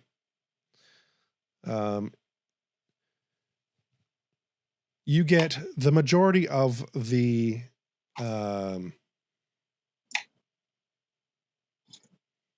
just because this is not going to work out the way I wanted to. You get the majority of the message. There is some encryption as to the destination still intact, but you get the actual text of the message. So from Toral, son of Duras, the rightful leader of the Klingon Empire, to Gothmara, daughter of Kultan, Martok is closing in. I need more warriors. Our allies on Romulus have fallen silent. There is a large shipment of biomimetic gel in possession of that treacherous Rura Lupek. If you desire your revenge, you will get me my warriors. And she will pass that message on to the captain. Does the message contain Does the message I'm sorry, what? Does the message contain the coordinates for the job? It does not, because of that you still haven't gotten that far in the you haven't succeeded in the task yet, really, is what it is. But you've got the Lupek has it. You know that's the case. So to make sure we're understanding it correctly, Toral is sending a message to Gothmara asking for more troops, and in exchange, he will make sure that Lupek delivers this biomimetic gel as payment. That is an interpretation. That may not be what is meant here, but that is definitely an interpretation. Remember that she was the cloning. Okay. She was the one doing all the cloning, and biomimetic gel is used in cloning. I do remember her. So that may be another possible interpretation is that in order to get him more warriors and she needs more gel, she could get that gel from Lupek. And then make more warriors. Gotcha. Okay. Orders stand. We need to find Lupek's ship, which was what? It was something pretentious, like the Bounty of Lupek or something. It was called Lupek's Favor. It was called. Oh crap! Where's it at? Lupex Latinum. There it is. All right. Daemon Lupex. Yes, I want our sensors focused on finding Lupex Latinum. Tie into any nearby stations and listening outposts. I need a bulletin out for any sightings of Lupex Latinum or any leads to their current whereabouts. This is top priority. In the meantime, set course. For now, set course to the Romulan Federation neutral zone, as close as we can get to the Iconian system. Setting course. Silva says, turning to her controls, punching buttons. All right. Europa is underway. Ambrose will go back to his ready room, send off the appropriate correspondence and paperwork to Arlani and Martok and whoever their liaison with. That might be Dareeth. Vorek. Vorka, sorry. Both the Klingon and the Romulan sort of Dareeth war liaison. too, yeah. Both of them. Yeah. Okay. All right. Anybody else have anything they want to do before we get to the next scene? Anybody have any other scenes they want to toss in? We're going to get to the flight deck scene next. Otherwise. All right. On the flight deck, which we haven't seen much of in this series to date. I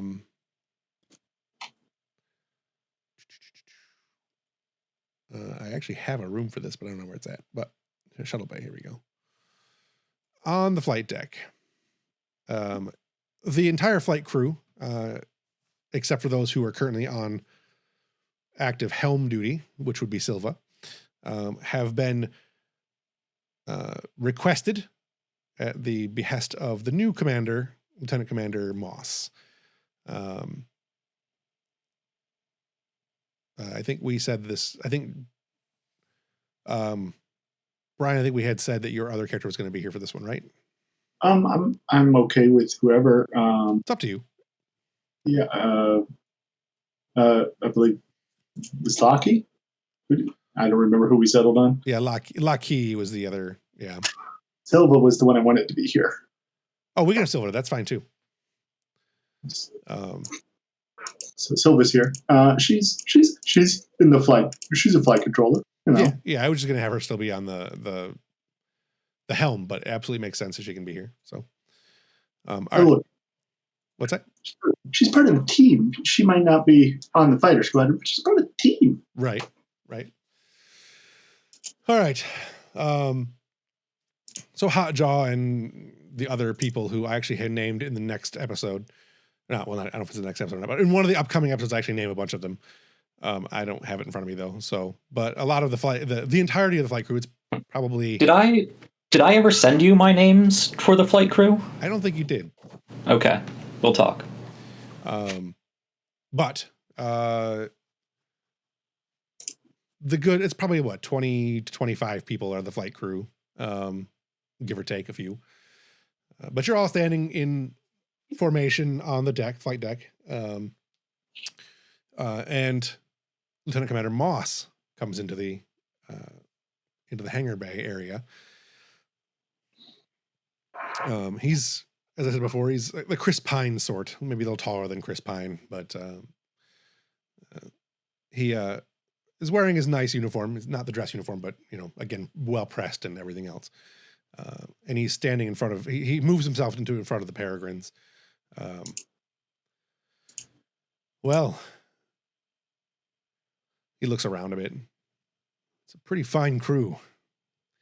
I've been going over your records, and I think this ship, this group has done an excellent job, all things considered. I am not here to make your lives more difficult than they need to be. I want to get this flight crew up to Starfleet's newest standards. When that is done, hang on. I want to make sure that we get up to the crew up to the Starfleet's newest standards. It's rare to have a ship this size have these fighters. And I know a lot of you didn't go to the academy with the intention of, in the intention of being fighter pilots. But we've been in war off and on now for a very long time, and this is Starfleet's current approach. It is beyond shuttlecraft. It is more than routine operations. Some of you are already extremely experienced, and I will be relying on most of you, those of you who are experienced, to help maintain a very strict regiment of training. Starting tomorrow morning, we will be using the holodecks. Each crew will be on rotation. Every crew will train every day. Again, I am not here to entangle myself in any prior politics of this ship. Anything that came before me does not matter. We all begin anew right now. I look forward to working with all of you. You're dismissed.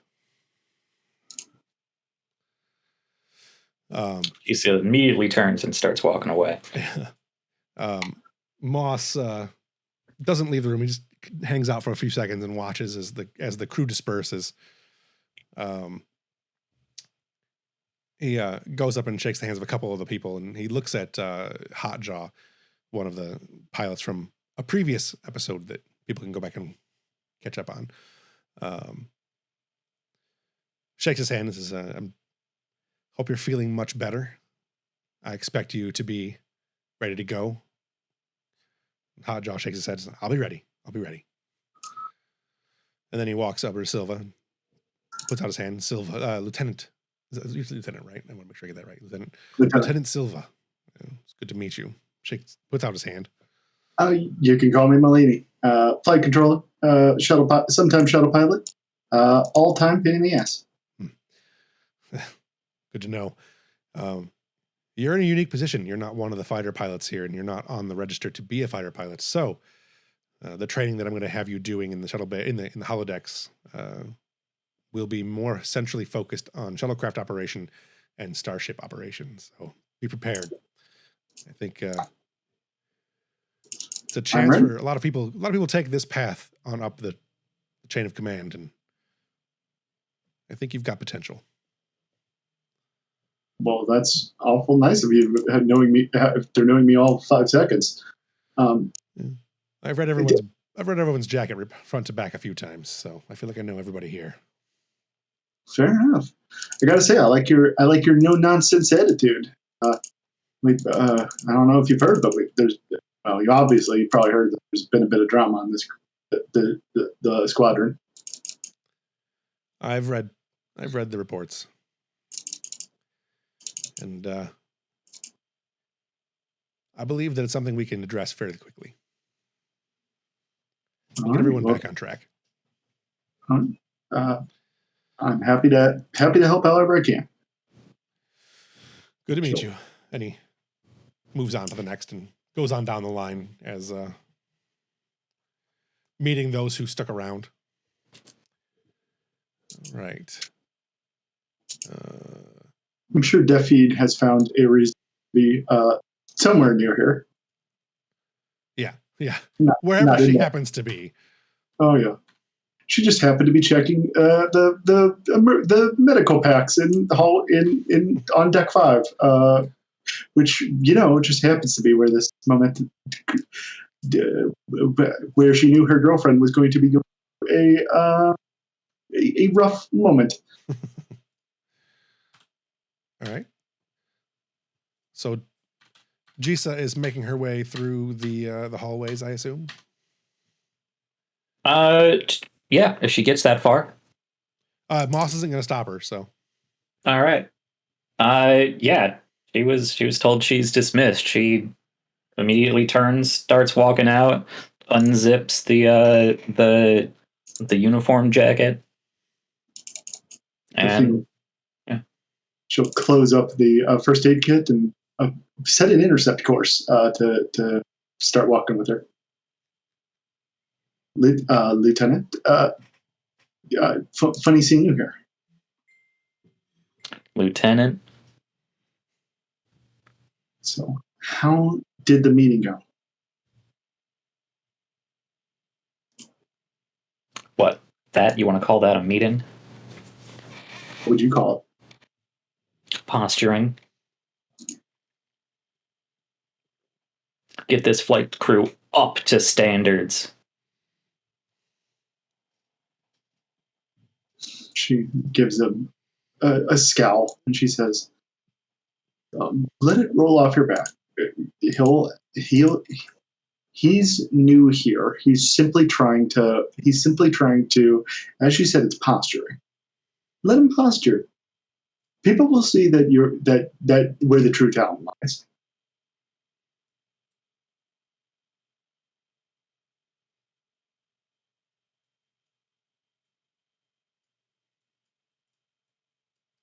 Yeah, well, looks like I'll be warming a seat in the holodeck for the next however long this goes on. Well, is that so bad? Maybe you could use the break. I don't do breaks well. I also don't do simulations well. You want me to fly? Let me fly. I think most pilots would say that. Holodeck? We graduated from the academy. Right. If it was up to me, I would let you fly. But I'm sure that even in the holodeck, you'll be able to run rings around the rest. You just need to show them that you haven't lost a step. Yeah, if there's any point to it anymore. She'll give you like a scolding look, and she'll say, "And what's that supposed to mean? Don't tell me you're giving up." I'd been pushing for pretty much everything that jackass just said for months.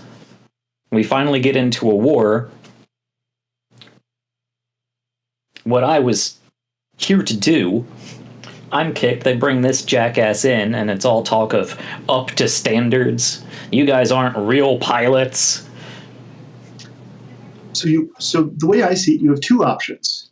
You can give up, show them that he was right, that you're not worth putting on in the squadron, or you can show him that he's wrong. And I know you're capable of it.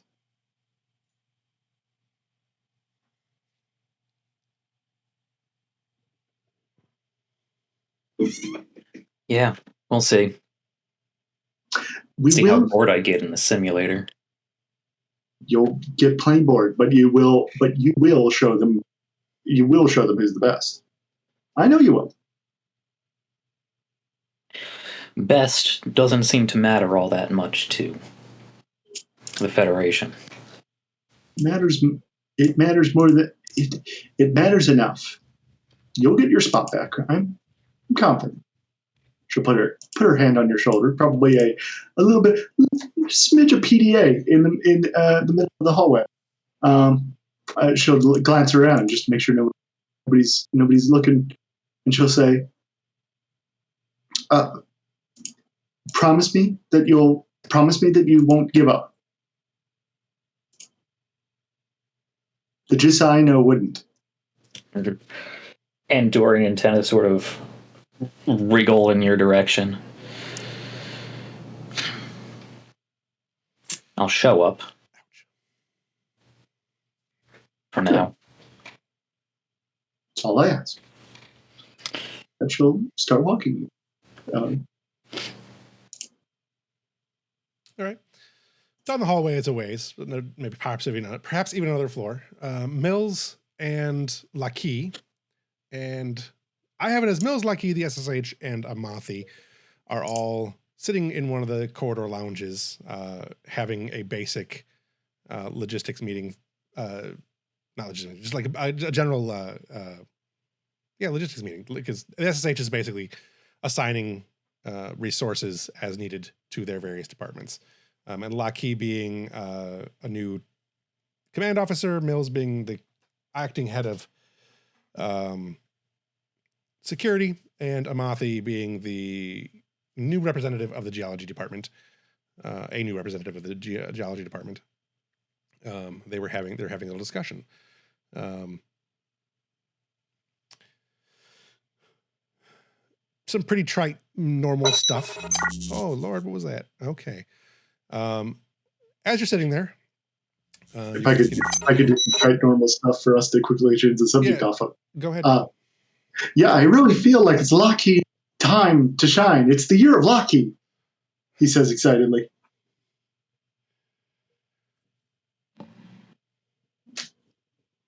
Could be right. I mean, it's war. It's everybody's time to shine and not shine, I suppose. But, this is the perfect opportunity to show the captain you got what it takes. Oh, I'll show him good.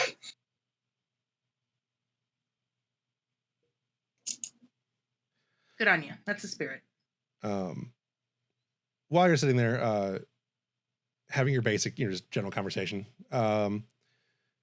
Gazarite named Elosh Iro. Oh, good Lord.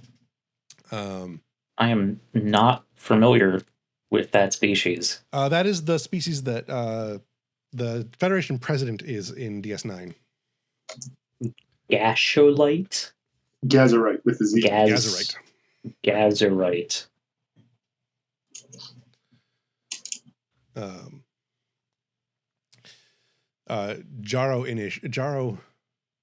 Actually, Razorite with the GR. Grazerite. Gazarite. Gotcha. Is making his way down the hallway towards Amathi, actually. And he's gesticulating wildly. Like, your department. I know it was your department. What do we do? Can I help you? You shut the power off to the planetary science lab. I was in the middle of an experiment that took almost 2 months to set up. This is unacceptable.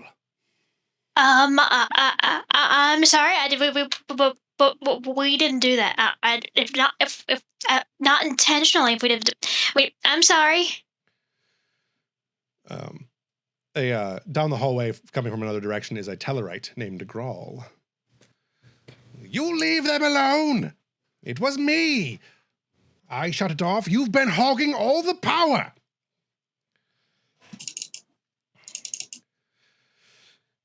And the two turn to each other and start yelling. Without listening, they're each yelling at each other about power and usage and allocation of resources, time, and things like that. Their ranks. The lieutenants. Lieutenants. Largely irrelevant. Lieutenants. I just want to know what I'm yelling. What to call, yeah. Lieutenants, enough. This is not proper Starfleet officer behavior. If you have an issue, we can handle it appropriately through the appropriate channels. Elosh Iro turns and says, "You're absolutely right, Lieutenant. You're absolutely right. I am taking this to the highest authority that I can aboard this ship, and if that is not enough, I will take it higher." I think that's when the SSH steps right up to him. I believe for energy allocation and resources, I am as high as you need to go. Both of which are easily maintained through proper paperwork. The paperwork was filed. Can I pull that up? Yeah, absolutely. It was filed? The power allocation for the planetary science labs was there. He should have had it.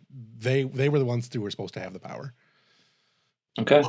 Why don't you just split the power allocation? You on even hours you get it, and odd hours you get. The experiment took 2 months to prepare for. It requires a precise flow of energies. I needed the sensors at the right time, I needed the power at the right time, and I needed it to happen consistently. The geology lab has overstepped again. Geology, the paperwork is in order. You allocated resources that were not yours to take. Be mindful in the future.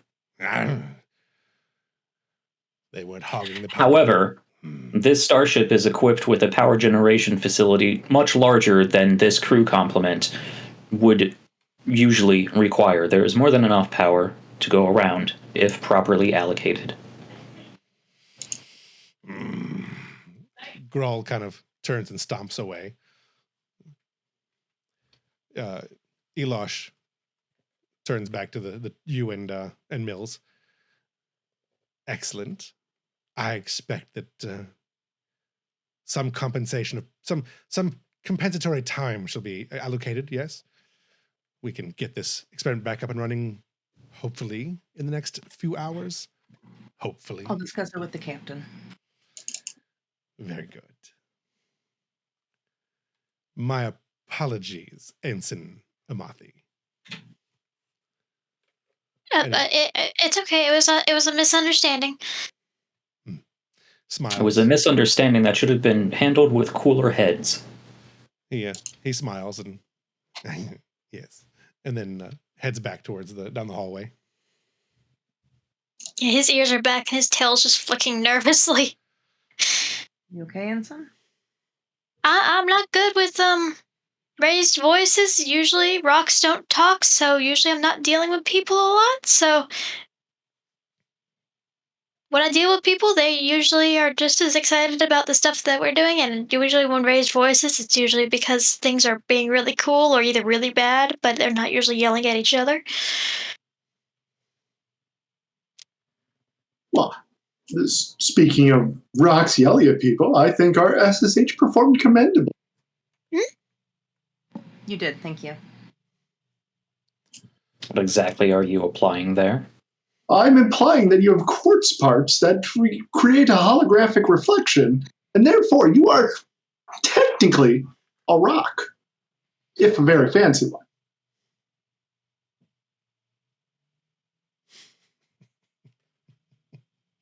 I think you need to spend more time with your sciences. You might be right. To a Mothy with like a, is he right kind of expression. He kind of gives him a little bit, looks over the SMH and just looks back. Could be.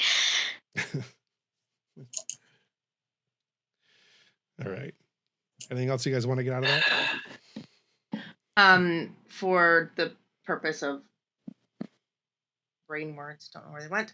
Mills is going to file a report. Okay.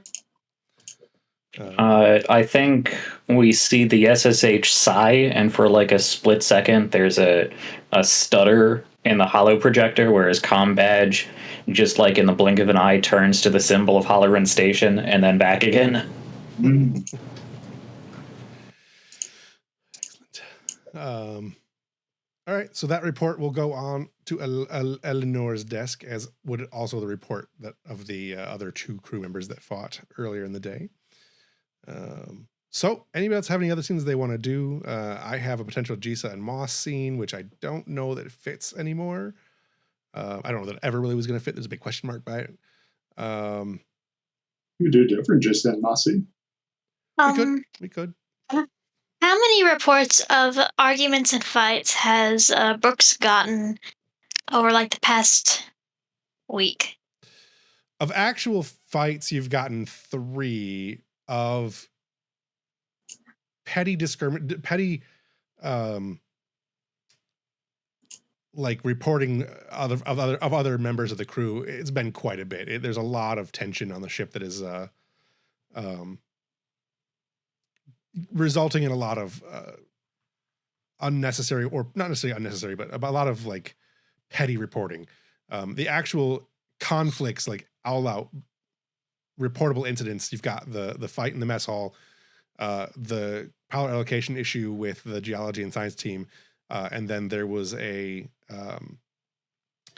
incident in engineering that Kostra resolved fairly quickly, but still had to be resolved. Goes up the chain because it's the way things work. Is that more than usual? The It usual is. amount. Yeah, it is definitely above normal. All right, so because they seem kind of busy, she probably sends like a message or like a pad over to the captain that maybe we should start arranging activities for the crew or like more work for them to get done because they obviously are either not occupied enough or not entertained enough. If it's getting to this point.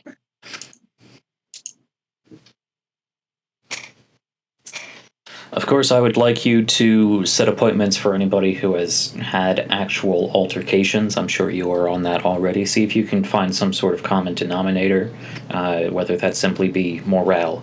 Most of our crewmen are not soldiers, and we have been thrust once again into a time of war. We've not had time for shore leave and likely will not have that opportunity for quite some more time still. So, yes, look into ways to address morale concerns and schedule keeping. Of course. And everyone that has gotten into physical altercations will be required to see me for me to make an assessment on them. Very good, Commander. Seems like something you can do a check for. Gathering information up. Yeah. I was either going to have you do it directly, or we can, if you want to call somebody in, you can do that and we can have a scene. Otherwise, you can just do it as a roll.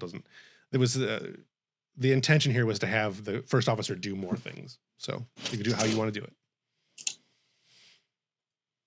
What would I be doing? You can either bring somebody in and we can have a scene where we're role playing and you can figure it out from there, or you could just, if you want to just do a roll, you can do that too. Since it's 9:30, I'm okay with a roll. It doesn't bother me. Let's do a roll. All right. I actually have two questions. Yeah.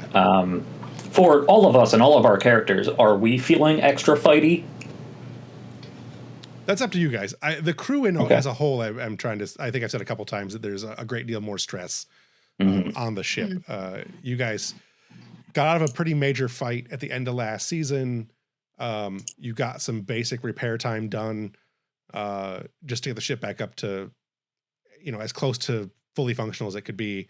And then you were immediately right back into the fray of things. So you've really been pretty heavily out of your element for 4 or 5 months now. So there's definitely some tension aboard ship. Your guys' individual characters, that's up to you. Obviously, Jesus got some tensions. Mills, maybe. This is the first time we saw Mills, really. So, yeah. But with Ambrose's empathy, and Sure. Dasavi, of course, and anyone else empathic on the ship, does it feel like that? Like people are just stressed and tired? It doesn't feel like weird wiggly fingers? No. It's Jack is on the exact same place I went. Yeah, no, it's definitely, it's not anything anything preternatural. It is just standard stresses of being in Starfleet and a crew that is, again, you've got it's a small crew in a small ship doing things they're not really designed to do, like that they're not really trained to do. So you've got a lot of, there's nowhere to go they can get away from other people. You're always right on top of the same group of 100 people. You know what I mean? Just grading on each other. It's a big ship, so it's not a huge ship, but like it's more empty than usual. So there's more places you could go where you can be away, but there's no other people to talk to. You're stuck with the same 100 people or so. And that's just kind of getting on people's nerves. So not supernatural. Sorry, Kendall. So for your role, I would say it is probably presence or reason. And medicine or command. All right, I will go with command and reason.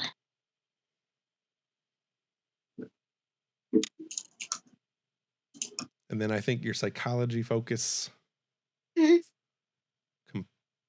Persuasion, no, that really wouldn't work. Team dynamics, that would be a good one too. But you only need one of those, so go ahead and make a roll. Difficulty is going to be Well, it depends on what you're trying to actually accomplish. What do you actually want to accomplish with the role? Are you trying to just get more information, or are you trying to make actual corrections to the behavior of the crew? Like try to take steps to actually correct things. I want to be able to understand what the core problem is before I start addressing the symptoms. All right. So we'll say this is a gathering information type of role, so you can get more information out of things that way. Excuse me. Go ahead and make your roll. Difficulty be 2. 3. 3 successes. So that succeeds. You get 1 momentum, which means you can use that to ask an additional question. And if you have any talents or anything like that, that would give you additional questions, you could use those as well.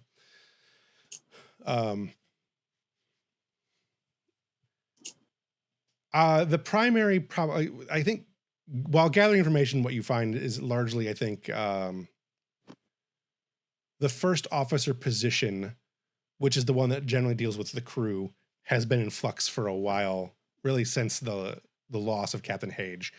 And while Dasave did her best, she was not an experienced first officer. And then she was, once people were starting to get settled in with her, then she got changed out. And with all the tensions that were dealing around that, you know, you've got people leaving the crew in haste. You've got new people coming onto the crew, pushing people out of their roles, like Kendall leaving, Jisa being demoted.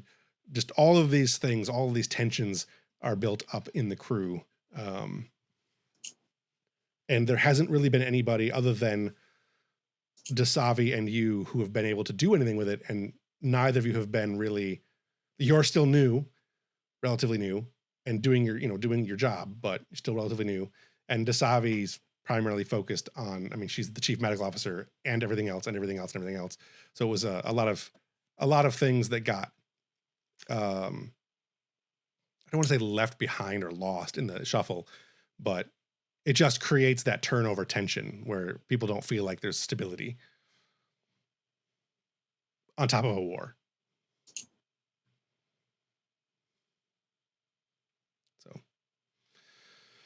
Okay. And it's not any individual. I mean, everybody has their reasoning, but that's the primary, you know.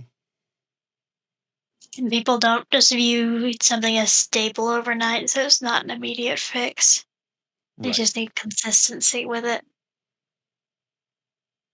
But with all of this tension and this seeming lack of place to output it, would you be able to like find some programs for them to be able to do in like maybe the hollow suites or things they can do around the ship that they're capable of doing? Certainly that's an option. Yeah. You could schedule more free time or things like that. Yeah. Should probably do some of those, and should probably look into like the therapy, psychology hollow programs, so people can have their own outlets, and that way when she is busy, because she's not always able to be the ship's counselor. Right. Okay. We'll touch back on that stuff in a future session, but you would also have a number of junior counselors. Yeah, absolutely. In fact, I don't know if we still have them on the crew or not, but there was another counselor somewhere at one time that. Yeah, I think Ranul is still technically on our sheet. We've seen him once, I think. Ranul Al-Samir. Yep. Yeah, so she would definitely probably get into contact with the junior counselors and try to arrange a meeting and organize with them. Okay. That is something we will address we will continue working on in future sessions. I like the idea of seeing the crew interact a little bit more. Something we talked about at the end of last season was we didn't really have a lot of NPCs. So my recommendation is we set up an underground Europa fight club. That's how we'll deal with it. Rule number 1 of Fight Club is don't let the don't let the captain know about Fight Club. Because he will be in it and it will not be good for anyone. All right. Is it because you would want to participate? Exactly. Because the captain would beat your ass. Goes in there, tears his shirt off. All right. He's like, this is perfect. This is the best therapy. I don't have any other scenes for this session. You guys are on your way to dealing with, on your way to the intercept, whatever, either the Romulan stuff on Ioconia, or you're looking out for Lupek. We're dealing with the crew tensions that are going on. And that is pretty much the three main things that I had for this session to get going. So, did you want to do a Moss and Jisa scene? It's up to you. I really don't mind doing it next time. We're going to start out. There's going to be, I think next session I have us starting out in the holodeck. Yeah, so next session we'll starting out in the holodeck, so it will be something that we could stick in there too. Okay. It wasn't a scene that I actually needed to do. It was just I have like if I need more beats, I've got a Jisa Moss scene, and if Jisa confronts Moss, or if I was gonna have, if I had the idea that if Jisa was the third confrontation, and she went to talk to Eleanor, that there could be a thing there, but I didn't know how to make it work. It was just kind of if this works out, I'll do this, and if it doesn't work, yeah, if you want Jisa to throw down, just stick her on someone. Right. But I'll go ahead and end it right there for this session. We've been off for a long time, so this was a bit of a slow get back into things, but I think it worked out really well. I had a good time, and I think we got to see most of the characters that we wanted to see in the first episode, and obviously we're going to carry over into the next episode. So let's start with what moment stands out most to you this evening. Not a lot to choose from, but I really took the Starship combat. I'll be honest. I know it's not everybody's speed. It's my speed. Gotcha. I liked Lackey calling the SSH a rock. I wish O'Connor had been there for that conversation, because I think she would have him. They seem like friends. We should make them friends off screen. Yeah. Kendall, you got anything? I liked Tana and Delphine breaking up that fight in the mess hall. Yeah. Yeah. Yeah. Jack? Yeah, I'm still pulling myself away from all of this. Yeah, it was kind of a slow burn into season 3, but you know we've been away for some time, so that's that can be helpful to get us back all in our mindset. I'm looking forward to getting back into all of my characters' mindsets more. I felt so rusty playing all of my characters tonight. That was honestly the reason I figured we'd start out slow. It's just because I figured everyone's going to be really rusty.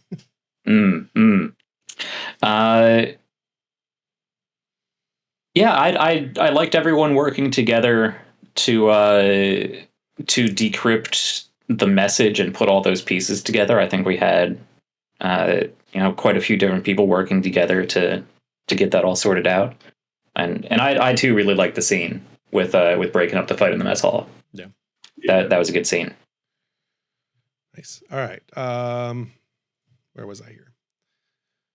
Who do you think best embodied their character tonight? Who do you think? Tana. All right. That was quick. I like it. I don't disagree. Sit down, you child. Yeah. Anybody else have anything? Anyone else they want to give the cookie to? All right. I liked the scene with Jisa and Delphine. I thought they were sweet. Yeah. Kind of adorable. It was fun. And that in particular was one of the scenes I felt rusty with.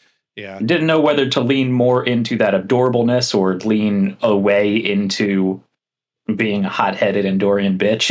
Right. I thought it went fine. It felt like they didn't quite know. That's a good move. She was kind of pulling between both of those, and he just kind of shut down a little. Yeah. It worked. I had a similar experience when we were doing the early Toshiri and Ambrose. I didn't know how to really get back into the space those two should be in, especially after 4 months of being on the ship. Of her being on ship. We'll have to have a discussion off camera, and you and I, and figure out what we want to do with more of that. Like, I know what I want to do with it, but I think we should need to get to you and I need to get in the same headspace on this. Yeah, we should talk, because I definitely want Toshiri to be a much bigger character this season. Yeah, I've got a bunch of stuff for her to do. So, all right,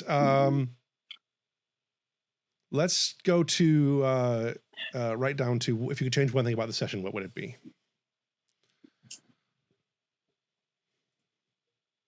For me, it would have been, I think, sorry, I didn't mean to cut you off, but for me, I think it would have been just, I think I'd have paced myself out a little better on this episode. I think I'd have gotten a little bit more of the I'd have gotten more of the things to do out sooner in the storyline, and maybe added an extra beat or two of action, not action, but things to drive story forward. I would say action, yeah, drive the story more. Yeah. Maybe more character focused at first rather than this. We were very plot focused for like the first couple scenes. We loved a little more character stuff interspersed there. I think so. I was going to say just the opposite. Oh, right. I think that there needed to be something more to engage the characters into their own scenes rather than just, here's a scene that I have for you. Yeah. Again, though, I think some of that comes from being Rusty. Yeah, no, that's fine. Long. So we'll get back in the stride. We're a good crew. So, Evelyn, what were you going to say? I would like my computer not to have blue screened in the middle of everything. That's legit. Can't have everything, I guess. Can't have everything. I guess. It's because for the most part, OBS didn't screw up on me this time. So right. Someone had to. Instead, my computer needed to. My error log is not pretty. Yeah, I'll bet. I can figure out what the crap all that means.